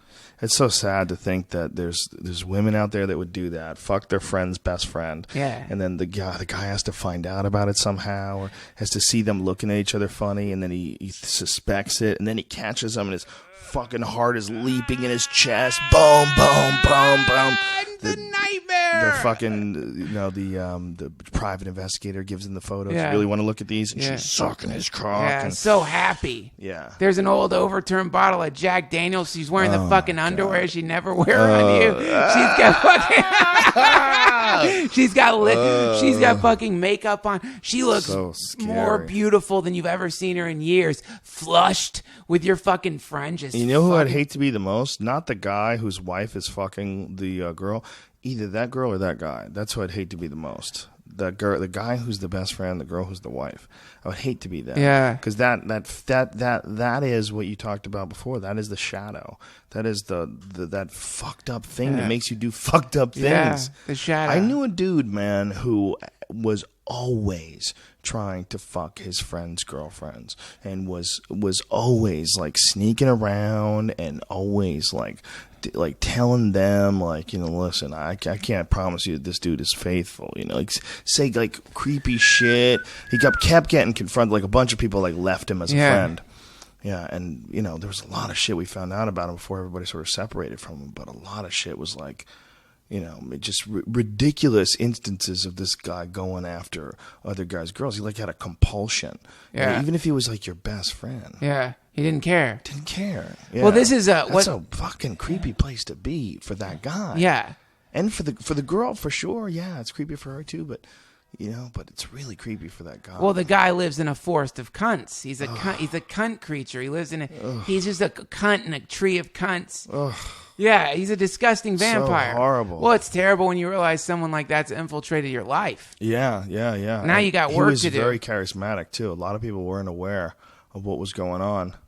You know, I know one dude who found out that this guy had been banging his girlfriend for like a year, and he was engaged to her, and somehow or another during the engagement he found out that his friend was banging her. Just having conversations with him before, like not knowing, talking about his girlfriend, the time they've been in a fight, and he's like giving him advice.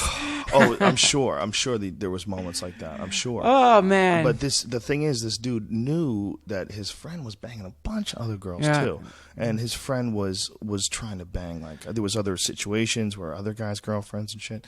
Just some guys are just assholes, man. Well, yeah. I mean, they're malicious and some they want to crush you. They want to steal your car. You have a nice car. I want that car. Yeah. Like some guys are just super fucking selfish. Yeah, and when you realize that someone's really like that, it is truly a fascinating thing because you don't usually run into these gems. They're rarer. The true cunt is a rare thing. And then when you realize that you've stumbled upon someone who is authentically living in Dynasty, living a soap opera fucking life, and like trying to like manifest those occurrences as much as possible because they feed off the fucking drama. When you come across that, it's a really intense moment. It's such a cycle of fucking self-hate.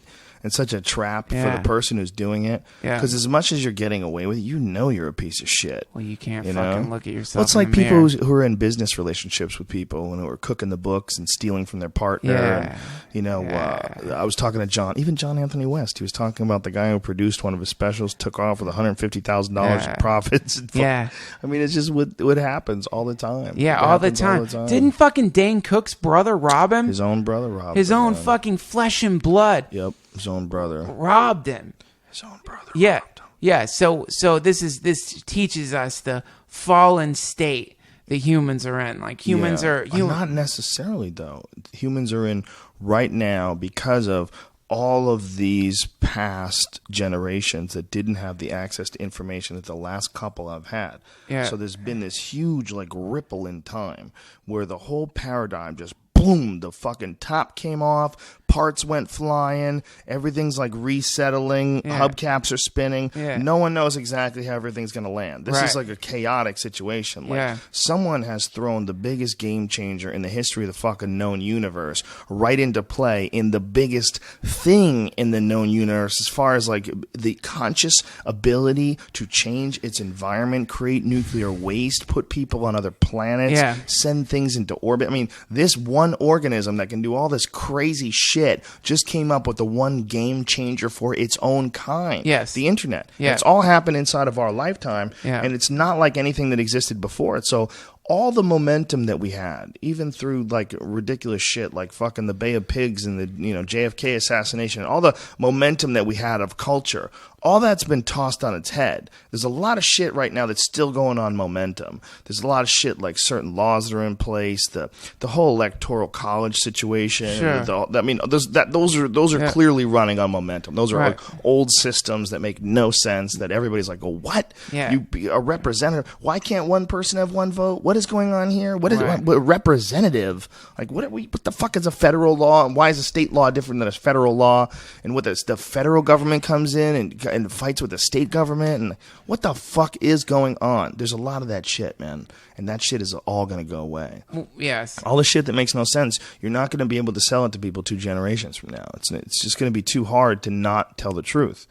That's the ultimate reality is you're going to have to tell the truth. It's like we're figuring out it's professional wrestling. Like we're starting to see that it's fucking that most of our leaders are just like us. They're not fucking superheroes. They don't have some real stronger ethic or moral code than any of us do. It's just a job. They're putting on a costume. They're wearing specific clothes. They're putting on, when you see the way the president dresses with his fucking suit and the flag he puts at just the right place, that's a costume. Yep. That's the same as the guy who wears the McDonald's outfit. He's putting on a fucking president costume and he's acting like a president. The way, you know how like reporters have their own way of talking? It's like, what the fuck are you talking? And he does. He has his own presidential, way of the presidential expressing. Yes. The economy is not where we would like it. Yeah. Jobs are down. People are have a hard time buying homes. The housing market is in a turmoil. Yes. Imagine if that was a guy over your house talking to you Be like, that. dude, stop talking like that. You're fucking freaking me out, man. What do you think? You're a fucking president Who or are something? you? Are you giving a speech or are you fucking communicating? Why are you doing president speech? There's something that you speak differently in front of a large crowd. Do you find that when you're doing stand-up? Yeah. When you do in front of a small crowd? Yeah, I think, I don't know. I don't know. I think but so. But to me, when I really feel it is I can talk to a large crowd the way I can talk to a small crowd, but I can't talk to a small crowd the way I talk to a large crowd. Right. That's the difference. A small crowd requires the real deal. Yeah. That you can't be fucking... not even for a putting on a second. show You for can't them. do it even for a second. You can't phone it in even for a second. It's all down. I did that last night, man. Like 3 minutes into my set in front of like 12 people, I realized... Because I'm working on these new jokes. I got to get them out. You got to get them out in the right state of mind. Yeah. The key to working on new shit like that is being in the right state of mind as you deliver it on stage. Yeah. You can't be like, is this going to work? It's I like, know. It's like shooting a ball in pool when you don't know if you're going to make it. If you're fucking, I might not make this shot. I might not make it. You're going to miss. Yeah. All you have to concentrate on is getting through it and doing it. So instead of like thinking all the negative things, this is my experience at least. When I go on stage with new stuff, I just get into that stuff. Just get into it. Yeah. What is it about this subject? Let me explore it. Yeah. Let me do it under pressure. Let me explore the intricacies of this subject under pressure. So I'm forced to come up with solutions. That's right, man. That's the best time to do it. That's when your brain really does regurgitate all the parts of a joke. Like you come up with the premise of a joke in the day. Yeah. And you can write it out and, you can like kind of brainstorm about it and find some connections. But when you're on stage, when the fucking brain is backed into a corner, that's when you punch through into like whatever the bit is, if it is going to be. Sometimes, and sometimes it's not. Sometimes I find like that I could write a joke and it's fucking fully written as I'm writing it. Then I get on stage and I don't have to alter it at all. It just is the right word in the right place and boom. And I wrote it out and then I said it, there's no one hard, fast rule for me. The most important thing for me is writing and performing in no particular order. Just as long as I'm doing those, and podcasts seem to be really helping. Podcasts help a lot, dude. And you know what else fucking helps me, man? Reading. Yeah. Reading a ton. Like if I force myself off the phone and force myself off the computer and start, no matter what it is, man, if I just read, everything gets better. Yeah. And I've been studying grammar a little bit. Hey, tell me this loud while I pee. Okay, no, let's take a break, man. You want some whiskey? Okay. Sure. We're back. With whiskey drinks. Powerful. Praise God. Holla. Yeah, man. So the fucking so what we're talking about here is this idea of the shadow and like the gestalt or the fucking totality of humanity, and recognizing that you're part of that, and the importance. That was what I was trying to get at. The importance of fucking dealing with your goddamn shit, man. Your own.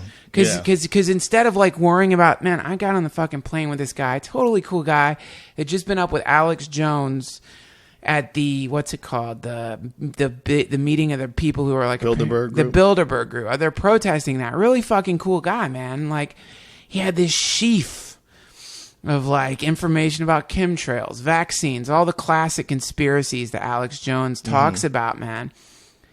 And he's obsessed with going and marching at the Bilderbergs and like, fighting in that way. And I understand that and I respect it. But I think you gotta fucking deal with the shit inside of you. That's the most important thing, man. Deal with that shit. You gotta, and I don't know, maybe that guy does work on himself all the time. I don't know. There are a lot of people that look for other problems. They look to find problems everywhere. Well, it's and not easier. in their own self. Yeah, it's a lot easier, man. It's a lot easier to fight an unknown enemy than it is to face your obvious character flaws. Yes, it's easier to fucking deal with the reptilians than it is to sit down with yourself, look at yourself in the mirror and think, I fucked my friend's wife. I fucked my friend's wife. And I don't want to be like that anymore. See, that's the other thing. Or you're thinking of running away with your friend's wife. Or it's like deeper than you just fucked her and you guys can listen. We can't do that again. You're right. I feel terrible. I love her. Yeah, I love her. I gotta go. We gotta go. You start thinking about killing him. Yeah. So you can take her. Easy to Take her do. away. He's not happy anyway. go He's hunting always together. complaining. Jerry's always Go complaining. hunting together and then you call her, Mike's missing. I don't know what happened. And she knows you iced him. You fucking iced him and she's happy.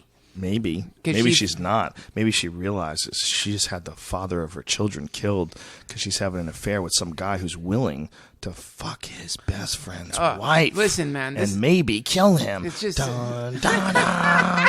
It's like you've led your life into the worst fucking spiral of bullshit and nonsense. It's so look though, man. This is the thing. Fucking chicks, man. It always gets so dramatic and embarrassing, like that. It Well, gets to that level is so fucking silly, man. It gets to that level, baby. I'm gonna save you from this mess, and we're gonna go to Bermuda.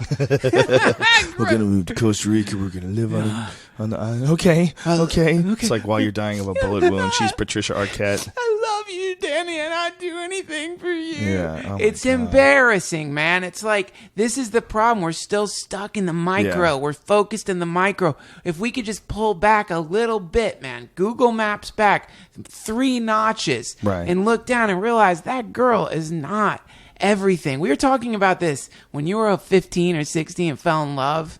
The intensity, the seizure Yeah. that would overcome you. 'Cause you were drugged. Clearly. Can't You were stop. under the influence of a drug. Man, you listen to the fucking cheesiest songs and you understand them the way like MDMA makes you like really love house music. All of a sudden you're listening to like Circles in the Sand. Could you imagine if you dated a chick back then when you were 17 and she made you put a video of you telling her how much you love her on YouTube and that still existed today?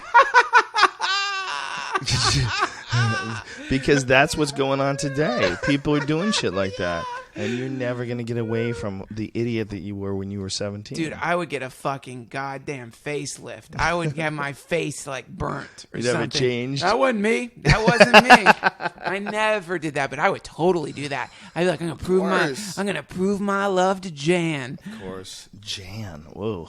You don't want to do that. No, I had a crush on Jan Thrasher when I was in high school. I had a huge crush on her, and I would have totally have done some idiotic thing like that. And that, you know, that's why one of the technological advancements is going to be some form of fucking badass nanotech mask that you can wear so that you can like do video chats with people and be a completely different person instead of Whoa. having to be yourself. That's probably going to happen. Right? It's got to, man. Yeah, it's probably going to be something that interferes with your neuro interface, and it makes a woman look like 2 notches hotter. Yeah, You go to grab a really skinny waist, and it's like all mushy. Like, what the fuck's going on?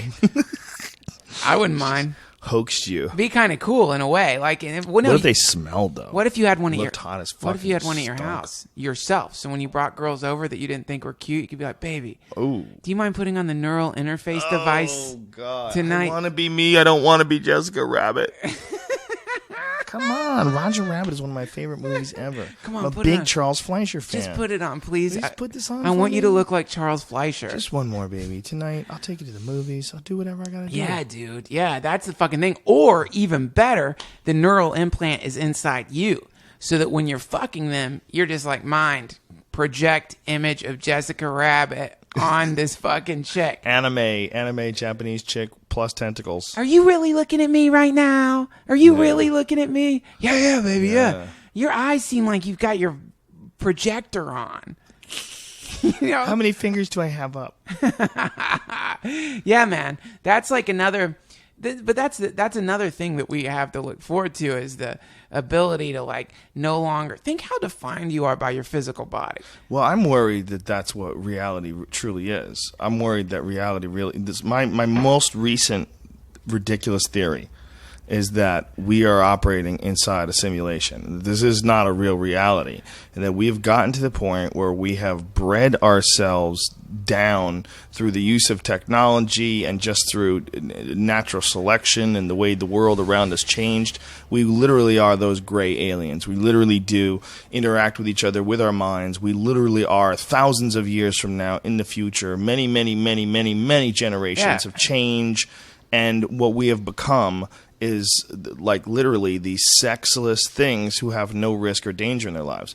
And it's not fun. No one's getting their dick sucked. No one spills gasoline. No one has a car that sounds good. Yeah. No one has a meatball sub. There's no music worth a fuck. It's just like we've gotten ourselves into some weird place where you can choose whatever state of mind you would like to. And instead, what people have chosen to do is choose realities. Choose constructed realities that we can insert our consciousness into. And that's where you are right now. You are inserted into what seems very real because it's so fucking good. This reality simulation is absolutely indiscernible. But as you go along, there's hints along the way. And the hints are what I always describe, that life seems like a Coen Brothers movie. It's like shit is too stupid. It's like from back when Dan Quayle couldn't fucking spell potato to George Bush choking on a pretzel and showing up at a press conference with a black eye because he passed out, to this guy named Wiener who wants to show his dick to girls. Yeah, man. Yeah, dude, it's ridiculous. It's almost like that's the side plots in this program that like you signed up for. The author wasn't that good. Like the person who wrote it was like kind of like just okay, trying to get like your simulation written or whatever the fucking thing that you're in right now is trying to like get it out quick. Added some silly little things. That's kind of his style. He likes to throw in some clues here and there, like some more obvious than others. For example, that you're the fucking host of a show that makes people drink donkey jizz. Like when you sobered up after that, you know, I think some of us would be like, come on, really you really thought that was real? Yeah, Joe. Yeah, I mean, just think about that. And you had another point once that I also remembered that I thought was really interesting, and it was the theory that your universe that you live in is all self-created, all manifested by your imagination. And as your time on this planet grows to an end, the world around you starts to fall apart. Right. It starts to fall apart because it really truly just represents your own universe that you've created inside yourself. And then all these other people that are inside of your life are just versions of you that you're interacting with. Well, yes. And this leads to... Wrap your head around that. They're versions of you you're interacting with. Sure, they're projections. And as your time on this planet grows to an end, the world will get more and more fucking crazy. Or there's another alternative to that. What if instead of it getting more and more fucking crazy, what if you're like doing the right things, it starts getting better and better? Because as fucking crazy and fucked up as the world seems right now, and as, you know, it seems as though we're veering towards this apocalypse and things could collapse, interestingly enough, we always sit next to the possibility of an invention, something, some device, we don't know what it is, that could transform all this instantaneously in some way that could be blissful and incredible. It's always there. It's always there. We've talked about this before, the invention of electricity. Boom, the planet lights up in a relatively short amount of time. The whole fucking planet is glowing from space. Everything changed from that one discovery or learning how to harness that energy. So in the same way, it's like, what if in the same way we always knew there were static, sparks, lightning. Well, we also know there's fucking synchronicity. You know what I mean? Like, I know there's synchronicity. I know there's shit that happens to me sometimes where it's like, there's no fucking way. Like what you were just talking about.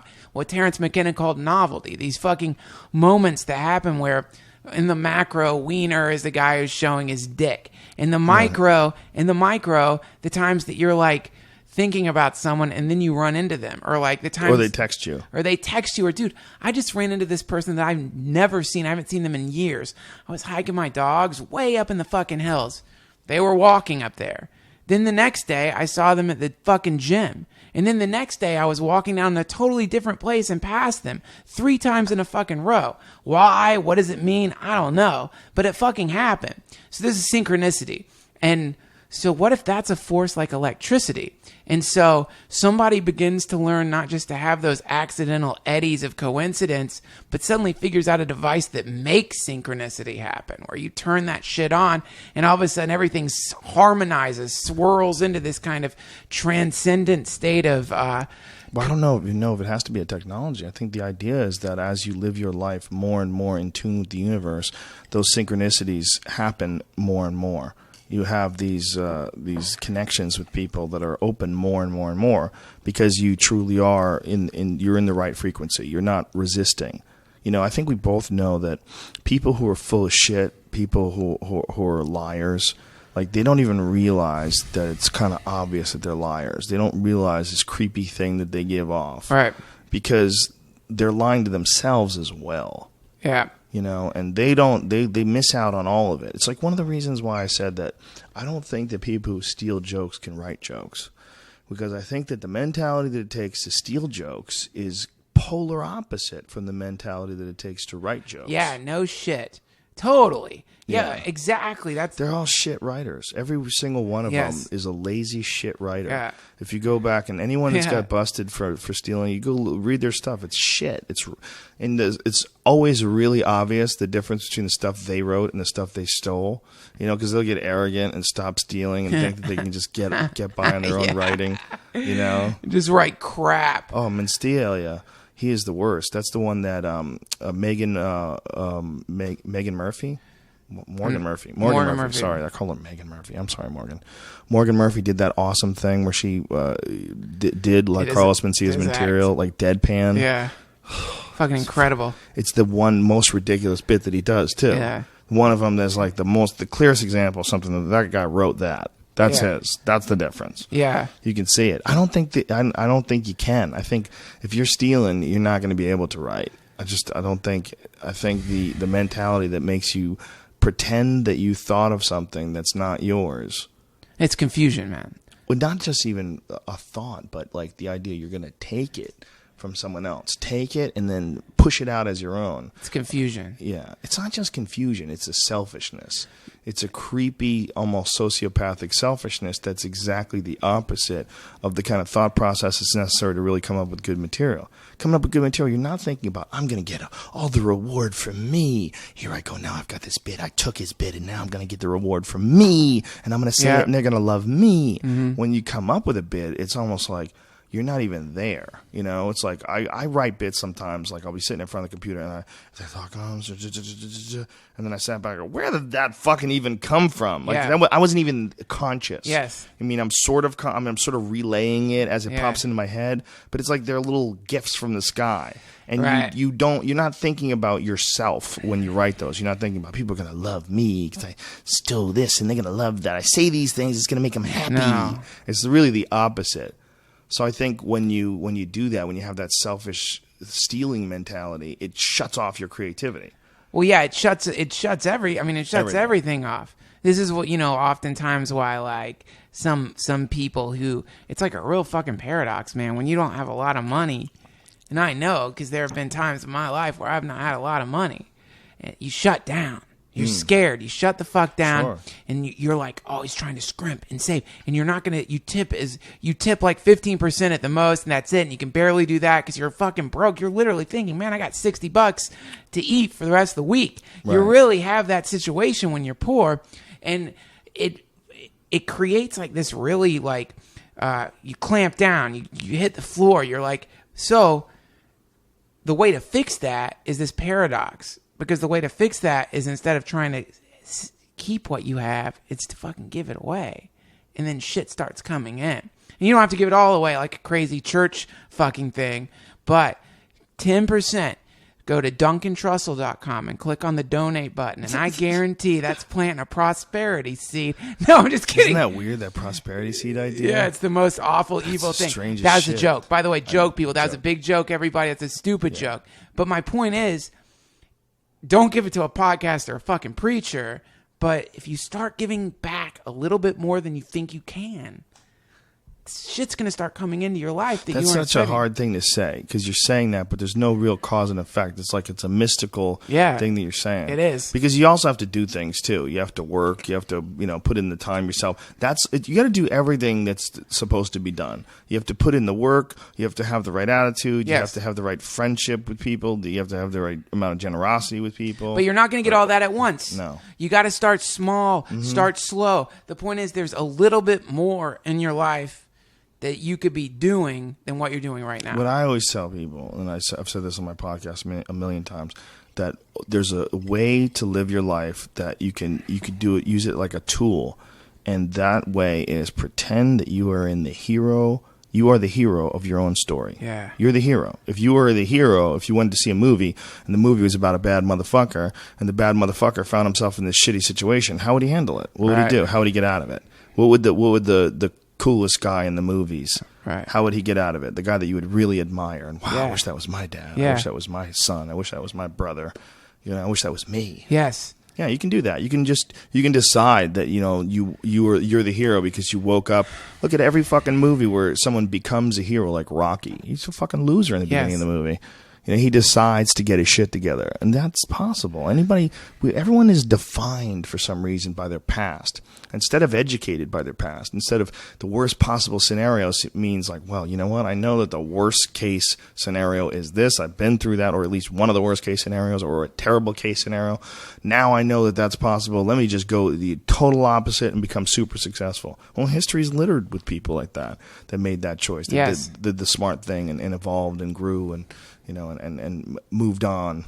I think that is the story of civilization, is people overcoming whatever the obstacles are that they find themselves in. Well, as a whole, for sure. I mean, we talk shit about society today, but it's the best it's ever been. Yes. It's way better than Game of Thrones obviously is based on fantasy and there's dragons and shit, but there's a time when people actually used to have to fight like that with swords. Yes. That time sucked dick. Yes, it did. It's terrible. But I'll tell you, man, there's something to be said for fighting, and there's something to be said not for chopping off your friend's fucking arm or getting like slivers of your face chopped off or a bow and arrow in the chest, but there's something to be said for the fucking fight. And the fight is glorious. And this is why people would say if you die in the field of battle, you go to Valhalla.